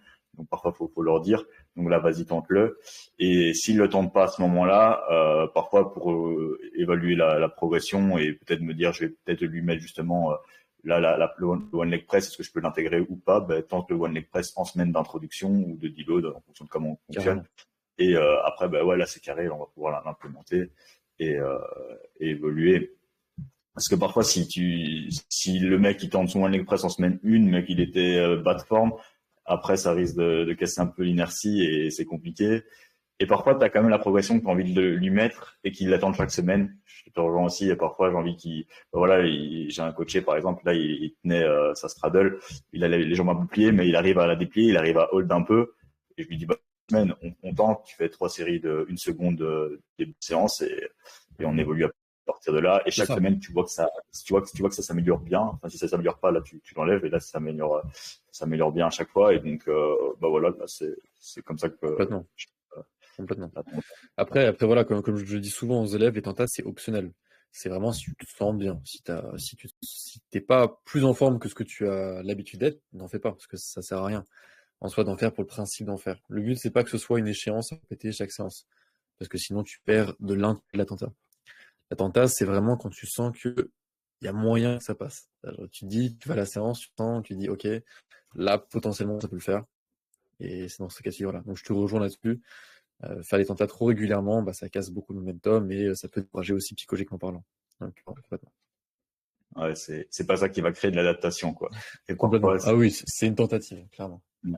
ça, c'est un peu déprimant. Ici, je reprends un exemple d'un des coachés. Voilà, on a attaqué son deuxième macro, un nouveau macro cycle. Donc, Ouais. parfois, faut le temps que ça relance. Le premier méso, il a bien progressé pendant son cycle. Donc, je voulais quand même lui faire un petit test sur un exercice ou deux. Il n'avait Mhm. pas eu des très bons facteurs externes. Boum, il a vu qu'il était en dessous de son niveau qu'il avait avant il y a un mois. Et du coup, une grosse déception. Et là, tu te dis, OK, là, faut remonter un peu le moral. Ouais, bah, Même c'est si ça. elle passait absolument pas. Le front, on visait 5, il en a fait 4 secondes. Et bon, bah, la forme était meilleure, mais voilà, c'était pas non plus aux espérances. Et donc parfois là, la tentative, elle était peut-être trop prématurée. J'aurais peut-être dû attendre encore un bloc pour être sûr que ce soit mieux. Euh, et, euh, et voilà, après ça arrive. Il faut toujours aussi faire la part des choses. Bien Peut-être sûr, que bien sûr, on se sent en forme, mais finalement on n'est pas en forme le jour J. Et... bien sûr. Non, mais c'est important aussi de justement montrer que aussi, quel que soit le niveau, tu peux pas tout le temps réussir. Et bah, malheureusement, ça arrive. Et aussi, c'est important de se détacher du résultat. Parce que je sais qu'on est dans la perf, on veut tous faire des meilleurs trucs, mais on peut pas toujours tout gérer. Même nous, en tant que coach, il y a plein de facteurs externes qu'on peut pas gérer. En soi, on est à distance. Et même pour les gens en physique, c'est plein de choses. Plein de choses. Donc, il y a des situations où même si tu penses que d'un point de vue purement théorique sur le papier, tu es censé pas réussir, bah, parfois tu réussis pas. Et parfois, il y a des jours où tu te sens pas très bien, tu tentes et tu débloques un nouveau palier. Donc c'est pour ça que c'est important que ce soit fait aussi au niveau du feeling de la personne. Mais je suis d'accord que parfois ça peut être démotivant. Quand ça marche pas comme on veut, c'est clair. Ouais, c'est la gestion. Mais c'est notre rôle aussi. Difficile. C'est notre rôle aussi de leur montrer qu'en vrai c'est pas grave et que ça va mieux évoluer par la suite. Ouais, c'est ça, c'est normal, ça fait partie du Bah oui, processus finalement. bien sûr. Quel que soit le niveau des gens, que ce soit des gens qui sont débutants ou d'autres mondes, on a tous nos petites désillusions sur un niveau qu'on voulait atteindre, on n'a pas réussi le jour J, c'est normal. On n'est pas des robots. Il y a beaucoup de facteurs qu'on peut pas gérer. Carrément, carrément, carrément. Euh, je voulais continuer là la suite du système par quelques Ça. points clés que tu aurais amenés en planche, en front lever. Voilà, est-ce qu'avec le temps, tu te rends compte qu'il y a quelques allez, consignes, des cues, des positions, des bonnes pratiques, des moins bonnes pratiques là sur la planche ou front lever en particulier que tu voudrais partager ici? D'un point de vue purement planification ou dans ce qui pourrait se faire niveau ressenti? Les deux, ça peut être, je sais pas, dès que je mets 300 planches avec une secondaire par semaine, ça explose, ou si tu places Ok, ton poignet comme ça marche bien. Par exemple. Enfin, ça peut être très vague. ok.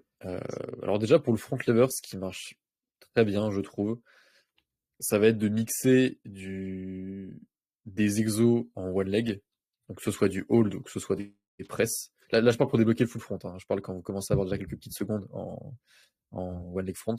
C'est ce qui Donc m'intéresse. au poids du corps au poids du corps justement de maximiser les, les exos en hold et aussi en dynamique, parce que forcément quand on arrive à un hold qui est trop important en one leg, ça a moins de transfert. Si vous commencez à faire 15 secondes de one leg et que vous savez pas tenir une seconde de full front, il y a un problème en termes de capacité de force max. Donc le but, ça va être au poids du corps de venir augmenter toujours cette intensité-là, en mettant des presses, en lestant le one leg. Ça, c'est au poids du corps. Et ensuite, élastique, ça va être d'aller chercher un RPE relativement haut, donc élastique assez faible, pour aller chercher justement des RPE qui sont entre 7 et 9 à peu près, pour aller chercher justement des 8, 9 secondes de haul en full front, et quelques premiers petits combos à base de bras tendus. Ça, c'est ce qui marche bien. Comboter les deux, justement, voilà, sur 3-4 séances par semaine, ça marche très bien. Donc au poids du corps avec de la one leg que tu intensifies constamment pour éviter de rester trop dans un palier, juste de faire du all en one leg de 10 secondes, ça sert à plus à grand chose. Et ensuite, comboter ça avec de l'élastique en full front à intensité relativement haute. Ça, c'est ce qui marche très bien en front, pour le coup. Et c'est quoi le combo, tu l'intègres comment dans une séance spécifique, en back offset, et c'est quoi un combo front lever tu lui dis Alors, un combo front lever, c'est léger, hein. Quand je parle de combo, c'est vraiment léger. Le but, c'est pas de faire un 5-5-5 en full front, en one leg front, ça, c'est pas intéressant. Ça va être de comboter quelques petites répétitions de bras tendus dynamiques et isométriques. Par exemple, si tu as 8 secondes de one leg front, ça va être faire un 3 press, par exemple, tout 2 secondes. 2 secondes hold en one leg, par exemple. Ça, c'est un petit combo. Tu vas comboter un petit peu de presse, un peu de force dynamique, et tu viens aussi faire du hold après une variation dure. Donc, en fait, tes 2-3 secondes de hold que tu fais à la fin, c'est pas du tout équivalent aux 2-3 secondes de hold que tu peux faire sur une série simple de one leg front. Là, tu as fait 2-3 secondes de hold après 3 presses. ouais, Donc, ton hold est beaucoup plus significatif et tu es capable de tenir après une grosse difficulté. Donc, c'est aussi ce genre de petit hold et de petite tension qui te permet d'évoluer et de gagner en force, par exemple. Et c'est la même en full front. En full front, tu peux très bien justement faire. Qu'est-ce que tu pourrais mettre? Tu pourrais mettre par exemple 4 full front press avec une seconde des stops entre chacune des presses, par exemple. Ça marche bien aussi. Comme ça, au total, dans ta série, tu as 4 secondes de hold, tu as 4 presses, et c'est parfait, par exemple. Et donc ouais. ça, pour le coup, c'est des séries dans tes séances classiques. Ça fait partie de tes séries relativement intenses. Voilà, si Ok, c'est un ok. peu plus Ah, c'est clair. intéressant. Euh, Donc ça, c'est un truc que tu mets en place et qui accélère potentiellement la progression au ouais, front lever. Là. ouais, ça, je l'ai observé, ça marche très bien. Planche, c'est un peu plus tricky parce que la planche, c'est beaucoup plus dur.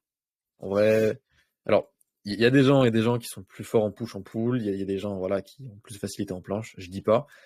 Mais techniquement parlant, en termes d'intention, en termes de placement, la planche, c'est incomparable au front. Le front, tu peux forcer comme un abruti, entre guillemets, et techniquement, tu seras pas en mauvaise forme. Ça peut le faire. En planche, tu peux pas. En planche, il y aura forcément des équilibres que tu vas créer, il y a forcément des angles de poussée qui sont plus durs. Donc la planche, c'est beaucoup plus tricky de donner une vérité générale parce que ça va beaucoup dépendre des gens. Tu as des gens qui n'arrivent pas à appliquer une protra. Ils comprennent le truc, mais ils ont du mal à conscientiser, ils ont du mal à appliquer. Donc, il y aura un certain travail à appliquer justement ces exos spécifiques là-dessus. Tu as des gens qui vont avoir du mal à serrer les paras. Tu as des gens qui vont avoir du mal à avoir bien placé leur regard, bien placé leur bassin. Tu as des gens qui ont du mal à, de manière générale, surélever, prendre en hauteur. Donc, c'est dur de dire un truc vraiment spécifique, d'autant plus que ça peut être difficile d'avoir des progressions, comment dire, de faire beaucoup de tension des progressions, parce qu'en one leg, en advanced front, c'est facile. En planche, en advanced c'est beaucoup plus dur de faire notamment des push-ups et des presses. Qu'est-ce que je pourrais dire comme conseil général? Le truc important en planche, c'est pas forcément des exos, c'est vraiment sur une intention. Dans l'intention, je veux toujours qu'il y ait une idée de rapidité et d'explosivité. Toujours l'intention de se surélever, mais fort. En fait, d'abuser le trait, d'exagérer. Parce que c'est en exagérant que, justement, tu développes une capacité à terme à réellement pousser de manière inconsciente. Parce que si au début, tu pousses pas ta protra de manière consciente, si tu t'atomises pas le crâne à essayer de te surélever, tu vas pas y arriver. Parce que ce sera pas devenu inconscient. Moi, maintenant, quand je pousse, c'est inconscient. J'y pense même plus. Mais à l'époque, c'était pas du tout inconscient. À l'époque, ça me demandait un vrai effort mental de le faire. Donc ça, c'est le premier truc. Consciemment venir activer les zones voulues, notamment le fait de serrer très fort les paras, le fait de se surélever très fort, d'enfoncer les parallèles dans le sol. Ça, c'est très important. Et deuxième chose, l'intention de rapidité, l'intention d'explosivité, l'intention de vitesse. Plus tu apportes, je pense que tu l'as vu aussi, c'est des études qui ont déjà été menées, pas en street, mais dans d'autres mouvements, d'autres sports. Plus tu t'amènes cette intention-là de tu veux être rapide, tu veux être fort, tu veux être explosif, et plus tu arrives à relativement déployer de la force. C'est un plus, c'est un petit bonus, c'est un petit pourcentage. Mais c'est pas négligeable. Et ça te permet souvent de dépasser des petits paliers. Donc ça, c'est les deux trucs que je dirais en planche qui sont, je trouve, vraiment primordiales. Parce que les exos vont beaucoup trop varier en fonction des personnes. Donc voilà. Ah, c'est top. Je suis content que tu amènes cette notion-là d'intention. Parce que c'est vrai que tu vois tellement de pratiquants là, ils serrent pas trop les barres, ils se placent un petit peu Ouais, bah c'est ça. et c'est vrai que quand tu as conscientisé l'importance que c'était de pousser tes barres à fond dans le sol ou de déjà te presser un petit peu avant de rester haut avant de rentrer dans le mouvement et de maintenir ça le possible, bah, ton effort et ta technique et ton hold ils sont différents et c'est comme ça que tu progresses tellement mieux. Donc c'est intéressant et c'est vrai que je pense qu'il n'y a pas de recommandations magiques finalement sur voilà un exercice ou un format.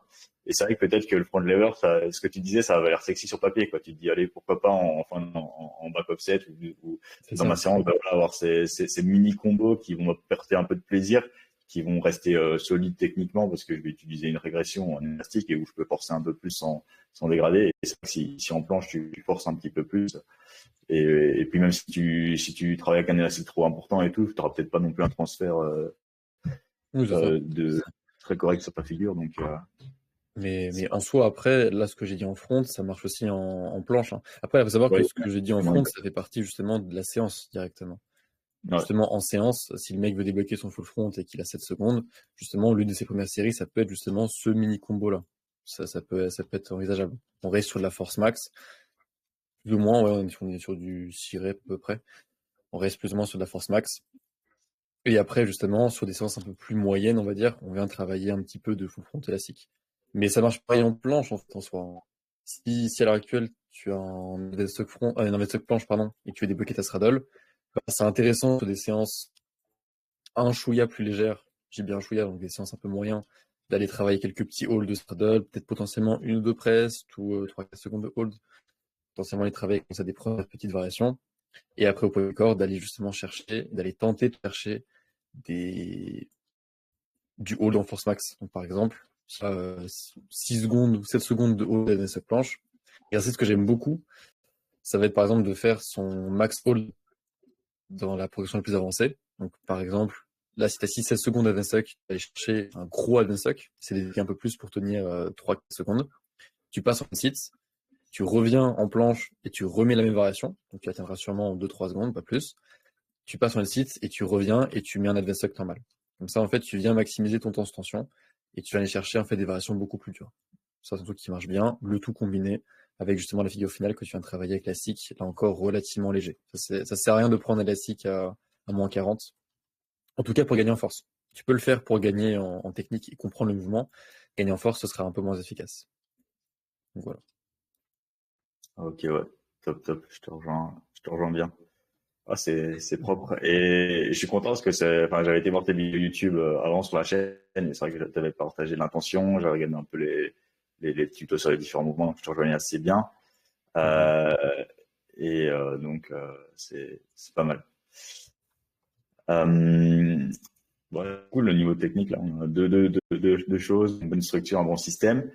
Euh, Tu vois comment, toi, enfin, les tentatives, on en a un petit peu parlé. C'est quoi ton opinion un peu sur voilà, les méthodes un peu populaires que beaucoup de coachs en calisthénie propagent, par exemple le prise de groove, les tentatives, les combos, Mhm. les négatives. Est-ce que tu as évolué un petit peu là-dessus depuis le temps? C'est quelque chose que tu programmes un peu plus, pas du tout maintenant avec l'expérience? Ça me rend dingue. En vrai, ça me rend dingue. Je vais être honnête, hein. En fait, ça me rend dingue parce que t'as en fait, les méthodes en tant que telles sont pas mauvaises, mais elles sont adaptées au mauvais profil. Un combo, et là, quand je parle d'un combo, c'est un vrai combo. C'est pas juste une presse ou 3 secondes de hold. Ça, c'est un mini enchaînement, mais je peux pas vraiment considérer ça comme un combo. Un vrai combo, pour un mec qui veut, si tu lui fais des combos en advanced stock front, pour quelqu'un qui veut débloquer son full front, ça sert à rien. Ça sert à rien. Tu viens travailler l'endurance de force sur un mouvement que tu maîtrises déjà, pour gagner en force max sur un mouvement que tu ne travailles pas. Ça n'a pas de sens. D'un point de vue théorique, ça n'a aucun sens. Donc, mettre des combos partout, dans tous les sens, ça ne sert à rien. C'est intéressant quand tu maîtrises déjà ton mouvement et que tu veux l'améliorer. Donc, par exemple, moi, je sais pas, j'ai genre trois pull-ups en full front et j'ai 4 presses et je veux améliorer mes pull-ups. Ok, je vais faire des combos avec des pull-ups et du full front et des trucs comme ça parce que j'améliorerai mon combo et ma capacité à mixer les deux. Là, d'accord. Si par contre, je veux débloquer mon full front, je vais pas faire des giga combos en advanced attack, ça sert à rien. Je peux faire des petits enchaînements en one leg, mais des petits. Là encore, c'est une ou deux presses avec un peu de hold juste pour varier un peu les stimulations.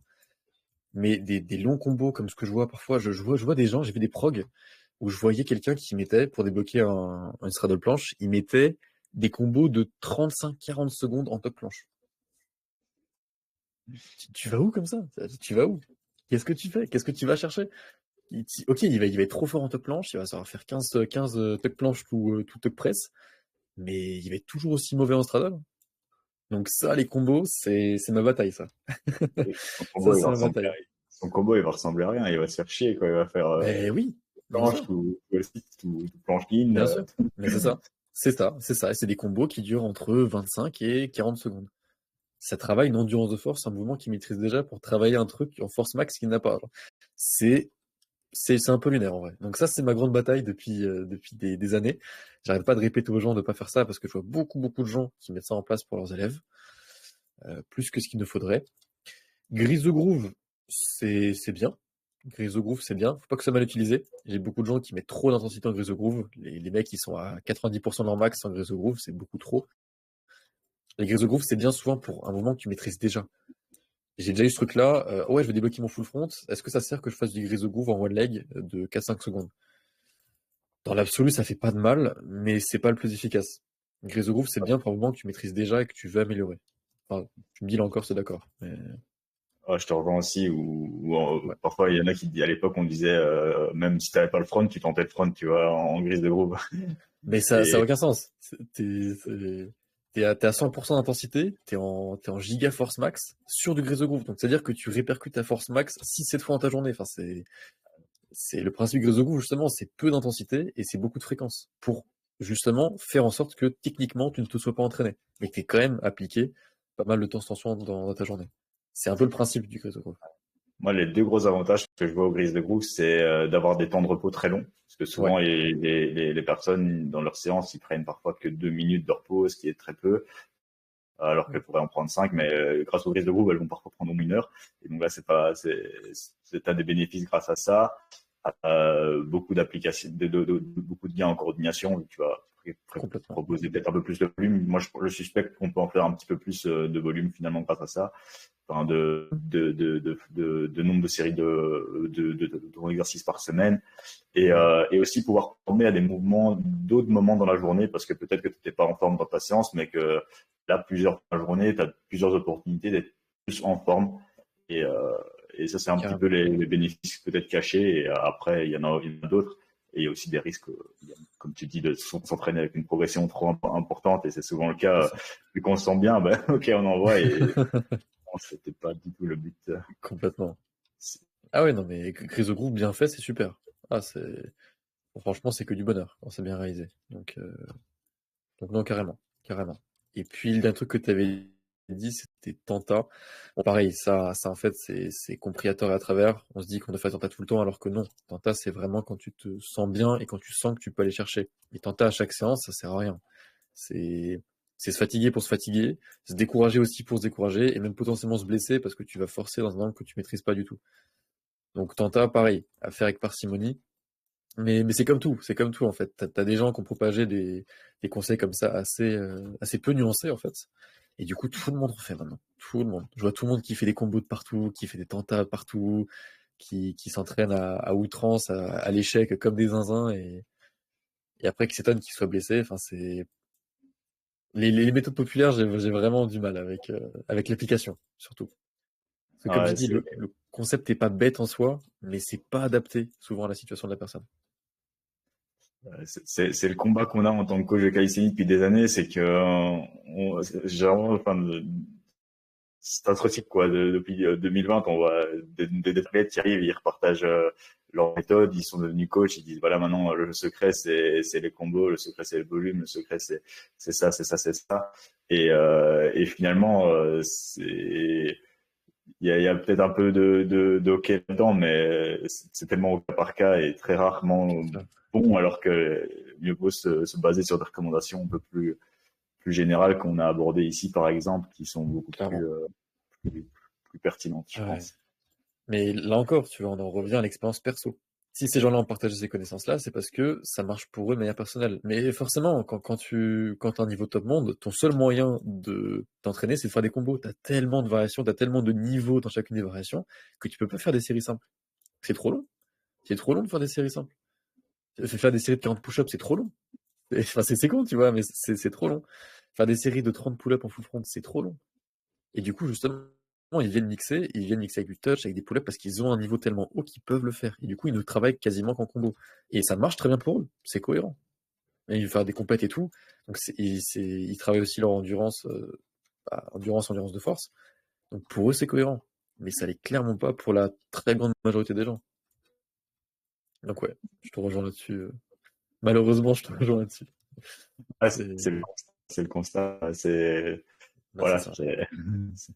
c'est intéressant de voir ça. Et voilà, il faut tout pour faire des C'est erreurs sûr. de certaines personnes, majorité, et puis finalement, c'est sur le temps, je pense que les gens vont s'apercevoir les meilleurs coachs, c'est sont ceux qui vont faire progresser peut-être un peu plus de personnes, qui vont voir plus de temps. Bah, clairement. De toute façon aussi, quand on voit des coachés. Alors, ça, tu me diras aussi ton avis, parce que je suis curieux d'avoir ton avis là-dessus. Mais quand on voit des coachés qui progressent trop vite, mais genre vraiment abusément trop vite, alors il y a toujours la possibilité c'est des gens qui ont une génétique incroyable, mais quand il y a trop de gens qui progressent trop vite, il peut y avoir anguille sous roche. Dans le sens où c'est possible que le coach ou la personne qui l'a accompagné ait abusé sur l'intensité, sur la fréquence, de manière à provoquer une très très grosse capacité d'adaptation de son corps, mais sur un court laps de temps. Ce qui fait que, en fait, dans 2 3 semaines après ces grosses perfs, il a une giga retombée, grosse fatigue nerveuse, grosse fatigue musculaire, et qu'après il tombe en surentraînement. Et ça, j'ai déjà vu assez souvent. Donc là encore, tu me diras ce que t'en penses. Il y a des gens qui peuvent progresser très bien, mais des progressions abusives en genre 3 mois, parfois ça peut cacher un truc pas top. Ah, je te rejoins complètement. C'est la course au résultat. Je vois que tu le fais un peu. mais dans tes descriptions Instagram, pour l'instant, je vois 3 fois ta progression. Oui, oui, Ouais, tu vois. parce qu'après, c'est très subjectif. C'est très subjectif Ouais, pour ça. ça, je Mais, comprends. Je comprends l'idée, hein, bien ça, sûr. je le dis. Et là, par exemple, moi, je voyais 10 fois ta progression en 3 mois et regarde mon client qui a passé de une Straddle Press à 3 Straddle Press. Ok, et la progression, elle est rapide, mais en fait, il n'y a pas de progression parce que il a pas corrigé des défauts qui étaient Bien déjà sûr. présents. Et il a juste exploité et peut-être mis la personne dans un process de tryhard directement, alors qu'il aurait pu peut-être reconstruire des bases plus saines, quitte à le faire régresser. J'avais un coaché aussi l'autre jour. Voilà, il avait un front mais bras pliés, il n'était pas capable de faire un hold et il voulait déjà bosser le touch et les presses. Oui, c'est un autre mouvement, mais peut-être repartons à la base, quoi. Bien sûr. Essayons de valider ton hold. Et donc, ça va demander de retravailler peut-être sur des régressions, sur un advanced one leg ou un half lay.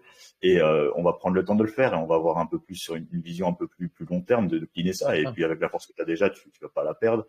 Tu reviendras très vite dessus. Et plus. Et donc, c'est développer un peu plus cette vision à long terme et pas de dire, OK, dans 2 mois, je veux d'accord, absolument complètement. valider ça. Et c'est vrai qu'il y a beaucoup de coachs qui joueraient un peu plus là-dessus. OK, là, tu vas direct dans le max hold, dans le tryhard. Et je pense il y aura, à mon avis, un grand nombre de pratiquants qui vont se blesser à cause de ça. Et on va voir seulement ceux qui vont survivre et qui Bah, vont c'est des bons ça. à côté. C'est ça. Et finalement une moins bonne pratique. Et je pense que toi aussi, depuis le temps que tu travailles, moi, si je regarde les résultats clients avec lesquels je suis le plus fier, c'est des coachés que j'ai depuis 2 ans. Je vois la qualité de l'exécution, de son exécution sur ces séances, des progrès qu'il a fait, c'est fou. Même s'il y en a qui ont super bien progressé en 1 mois, 3 mois, souvent c'est sur du plus longtemps, t'as quand même quelque chose de Complètement. plus appréciable. Complètement. Et c'est pour ça que maintenant, moi, je travaille quasiment uniquement que sur moi, je travaille pas en dessous de 4 mois maintenant. Je suis pas en dessous parce que je considère qu'en dessous, en fait, justement, moi, j'aime bien suivre sur du long terme. Donc, j'aime bien suivre vraiment sur du 6 mois, 1 an, 2 ans, parce que c'est là, justement, où tu as les vrais résultats, où tu as les trucs vraiment, vraiment importants. Et tu peux très bien progresser en 3 mois, hein, c'est pas la question. Tu peux très bien faire des trucs sympas. Mais c'est court, 3 mois. 3 mois, Mm. c'est court, en vrai. Dans la progression et dans le travail d'une personne, 3 mois, c'est court. En calisthénie, c'est C'est super court. c'est super court. Donc c'est pour ça qu'en général, moi, les transformations que je mets en place, bon, il y en a plein que j'ai fait en 3 mois, mais la plupart, j'essaie de les mettre en place sur du 4 mois, sur du 6 mois, sur du 1 an, etc. Parce que c'est comme ça, tu vois, qu'on évolue. Alors effectivement, moi en avant, je mets surtout mon accompagnement de 4 mois parce que tout le monde ne peut pas s'investir sur du 6 mois, sur du 1 an, ce qui est normal. Mais pour le coup, c'est souvent ce que je propose justement à mes élèves. Je leur dis, bah, selon ton niveau, je te dis, 6 mois ou 1 an, c'est plus intéressant pour toi parce que bah, il faut qu'on travaille, il faut qu'on prenne du temps, tu vois, à travailler. Il faut qu'on prenne du temps. Donc, et justement, pour moi déjà, si, bah, comme tu l'as dit, si un mec il est passé de 6 secondes de full front, très bas de forme, bras pliés et tout, en pike, alors 5 secondes, belle forme, pour moi, il a fait x2, voire x3 son niveau. C'est un beau truc, tu vois. C'est qu'il ait réussi à clean un beau front avec le même temps de hold, il a doublé de niveau facilement. Ouais. Donc carrément. À ce niveau-là, je te rejoins complètement. Ah, Donc c'est c'est une pour bonne ça. manière de voir. Ouais. C'est vrai que je l'avais pris comme ça, le x3, là, s'il a corrigé son mouvement, ben, tu peux dire, voilà, Ah, c'est une complètement. Ah ouais. Ah non, mais de toute façon, je le dis sur le podcast, les gars, à part si vous avez une génétique de fou furieux, je peux pas vous faire passer en 3 mois d'une top planche à une full planche, hein. C'est impossible. C'est impossible. Même en 4 mois, c'est quasiment impossible. Personne ne peut faire ça. Et jamais je promettrai des résultats aussi hauts. Moi, surtout, en fait, ce que j'aime beaucoup faire, c'est former les gens. Tu vois, j'aime beaucoup les former et comprendre leur corps, comprendre l'entraînement, comprendre ce qui est derrière ça, et après évoluer, mettre en pratique derrière. Donc oui, ça prend du temps. Effectivement, ça prend du temps. Et je fais en sorte que les gens aient le plus de base possible. Je fais en sorte de pas trop rusher la chose. Mais effectivement, l'objectif pour moi, c'est de les former et que par la suite, ce soit cette formation-là et ces connaissances-là qui leur permettent d'apprendre vraiment l'entraînement et d'évoluer, quoi. Mais c'est clairement pas sur les transfos qui sont abusivement, abusivement. Enfin, de toute façon, ça se voit, hein. Tous mes témoignages sont sur YouTube, sont sur Insta. Il y a des très belles transfos, mais le mec a pas fait x10. Genre, le mec, il est pas passé d'une top planche à une full planche en 3 mois. Parce que ça aurait pas de sens. Ce serait, Donc voilà. Ouais, c'est une belle manière. Enfin, c'est à ça qu'on connaît un bon coach aussi, hein, développer un peu l'autonomie et puis voir sur du plus long terme. Je pense que c'est important. Donc, carrément. Ouais. Euh, Qu'est-ce que je voulais. Est-ce que tu avais un sujet que tu voulais qu'on aborde ensemble avant qu'on arrive petit à petit à la fin de mes questions? Hum, bonne question. On a déjà abordé beaucoup de choses, hein. Ouais, C'est- c'est pour ça que je c'est pour ça que je réfléchis. Est-ce qu'il y a quelque chose? Tac tac tac. Non, en vrai, ça me paraît pas trop mal. Ah oui, je Ah, rebondis sur ce qu'on disait juste avant. Ben ouais, c'était de nouveau la course au résultat, hein. Donc forcément, hum. voilà, on fait des promesses. On veut apporter le plus grand Bah, c'est résultat ça. en un minimum de temps. Et donc forcément, si on a, même si on est, allez, même si on voit sur le plus long terme, mais quand on a un coaché qui a eu sa coupe planche en 2, 3 mois, ben voilà, parce qu'il avait des grosses prédispositions et qu'il manquait juste de technique, ben on va peut-être le mettre en avant quand même. Bah, c'est ça aussi. Donc, Ça, et donc finalement, c'est jouer un petit peu le jeu c'est ça. de ça, mais derrière, on est quand même conscient de la Ah, réalité. bien sûr. Même chose aussi, voilà, si avec lui, on a débloqué la planche en 6 mois, il y a quelqu'un qui va prendre un appel avec toi, ben, peut-être lui dire en fonction de ta situation de base, peut-être pas que tu auras une planche dans 6 mois, quoi. Donc, Bien sûr. Après, voilà, on est tous les deux des vendeurs, on vend notre produit sur Internet et tout, donc forcément, il faut jouer un ouais, petit peu cette image-là. Ça, il n'y a pas le choix. Si tu vends un truc un peu en mode, alors je te fais progresser, mais pas trop, mais tu vas quand même être compétent, mais tu vas y aller à ton rythme et tout, ça vend pas. Forcément, c'est ouais, normal. Donc, c'est sûr que c'est l'entre-deux. Trouver l'entre-deux entre vendre ton produit pour que ça paraisse quand même attrayant et vendre aussi la réalité. Moi, tu vois, en général, quand je prends les gens en appel, c'est à ce moment-là où vraiment je change avec eux et je leur explique ma manière de faire. Parce que c'est impossible d'expliquer sa manière de faire sur un petit reel Instagram ou sur une description ou quoi. Donc effectivement, c'est le côté marketing aussi qui prend la tête. Mais le truc où ça se voit, c'est sur les résultats clients. Ça se voit là-dessus. ouais, En fait, c'est là-dessus où tu vois, est-ce qu'il y a anguille sous roche, est-ce qu'il y a un truc bizarre? Sur les résultats clients, sur les témoignages, sur la vitesse de progression. Si tu vois qu'il y a trop d'élèves qui ont une vitesse de progression abusive en 3 mois, le mec, il a pas découvert, enfin, je veux dire, il a pas découvert le secret universel. Il y en a pas. Donc il y a quelque chose potentiellement parfois qui peut être un peu plus étrange. Je dis pas qu'il y a toujours triche ou quoi, hein, je dis pas, mais voilà, ouais. c'est juste pour dire qu'il faut faire quand même attention aux résultats trop abusifs. Ça peut parfois cacher des programmations plus délicates. Ouais, après, parfois, il suffit de s'entraîner dans un bon environnement. Tu vois, C'est ça, t'es là avec c'est pas mal ça. de gars qui ont t'as un environnement très inspirant. Les gars, ils sont déter, ils ont des bonnes dispositions. Tu les coaches tous autour. Tu tires tout le monde vers le haut et donc tout le monde explose Bien sûr, en quelques mois si tu bourrines un peu. c'est Maintenant, clair. c'est vrai que si tu coaches bah, des adultes de 45 ans qui ont une famille à côté, ça va être dur d'avoir des gros C'est pas la résultats, même, quoi. oui, c'est sûr. C'est sûr que c'est pas Donc la même, clairement, c'est différent. clairement. Mais oui, après, voilà, c'est un milieu qui est assez nouveau, la calisthénie, et même chez les coachs, en vrai, parce que on n'est pas du tout au niveau du milieu de la musculation. Dans le domaine de la musculation, le coaching, c'est extrêmement, extrêmement présent. Nous, on est en train de le mettre en place, mais ça reste quand même relativement récent. C'est un sport même qui est assez niche, en réalité, hein. Ça reste quelque chose quand même. Ça commence à s'ouvrir pas mal au grand public, mais disons que c'est pas aussi gros que de la musculation, par exemple. Donc forcément, vu qu'on est un peu les précurseurs, on va appeler ça comme ça, j'aime pas trop ce mot, mais c'est l'idée. Bah forcément aussi, on passe par toutes ces promesses-là, et tous ces trucs-là. Donc on construit aussi le truc. Tu vois, c'est aussi le fait d'essayer, c'est le fait de tester, Mm. c'est le fait de voir aussi comment les gens peuvent évoluer. Donc c'est un milieu qui se construit, aussi bien chez les coachs que chez les élèves. Donc c'est normal si parfois il y a des petites imperfections, des petites choses qui sont pas top. Mais en tout cas, je pense que notre démarche, on essaie d'être le plus simple possible. Donc c'est le plus important, Tout à fait, je trouve. tout à fait. Donc on construit, on en apprentissage quoi. On en a encore en Bah c'est ça, apprentissage d'un de l'entraînement calisthénie, on a encore en apprentissage de coaching calisthénie et les, bien sûr. et les élèves sont en apprentissage d'être des Bah c'est meilleurs ça, élèves c'est ça. et C'est athlètes. de toute façon dans tous les domaines, je considère qu'à partir du moment où tu accompagnes des gens, il faut toujours se former dedans. faut pas arrêter parce que parfois tu as des concepts qui veulent te dépasser et tu te rends pas compte et tu continues à appliquer les concepts dépassés chez les mauvaises personnes. Donc c'est important, toujours se former, se remettre en question, c'est important. Quand tu aides des gens, parce que bah les gens te payent, tu vois. Si on dit les choses crûment, les gens te payent pour que tu puisses les aider. Et si ton service n'est pas à la hauteur de ce que tu promets, de ce que tu prétends, c'est dommage. Donc c'est important de toujours se former et de toujours être à la page sur ce que tu enseignes. Donc, voilà. Merci beaucoup, Paul. Franchement, un super échange. J'ai vraiment adoré. Je trouve que tu as bien amené ton système. On a pu apporter des éléments hyper intéressants et des très bonnes réflexions autour du coaching en particulier.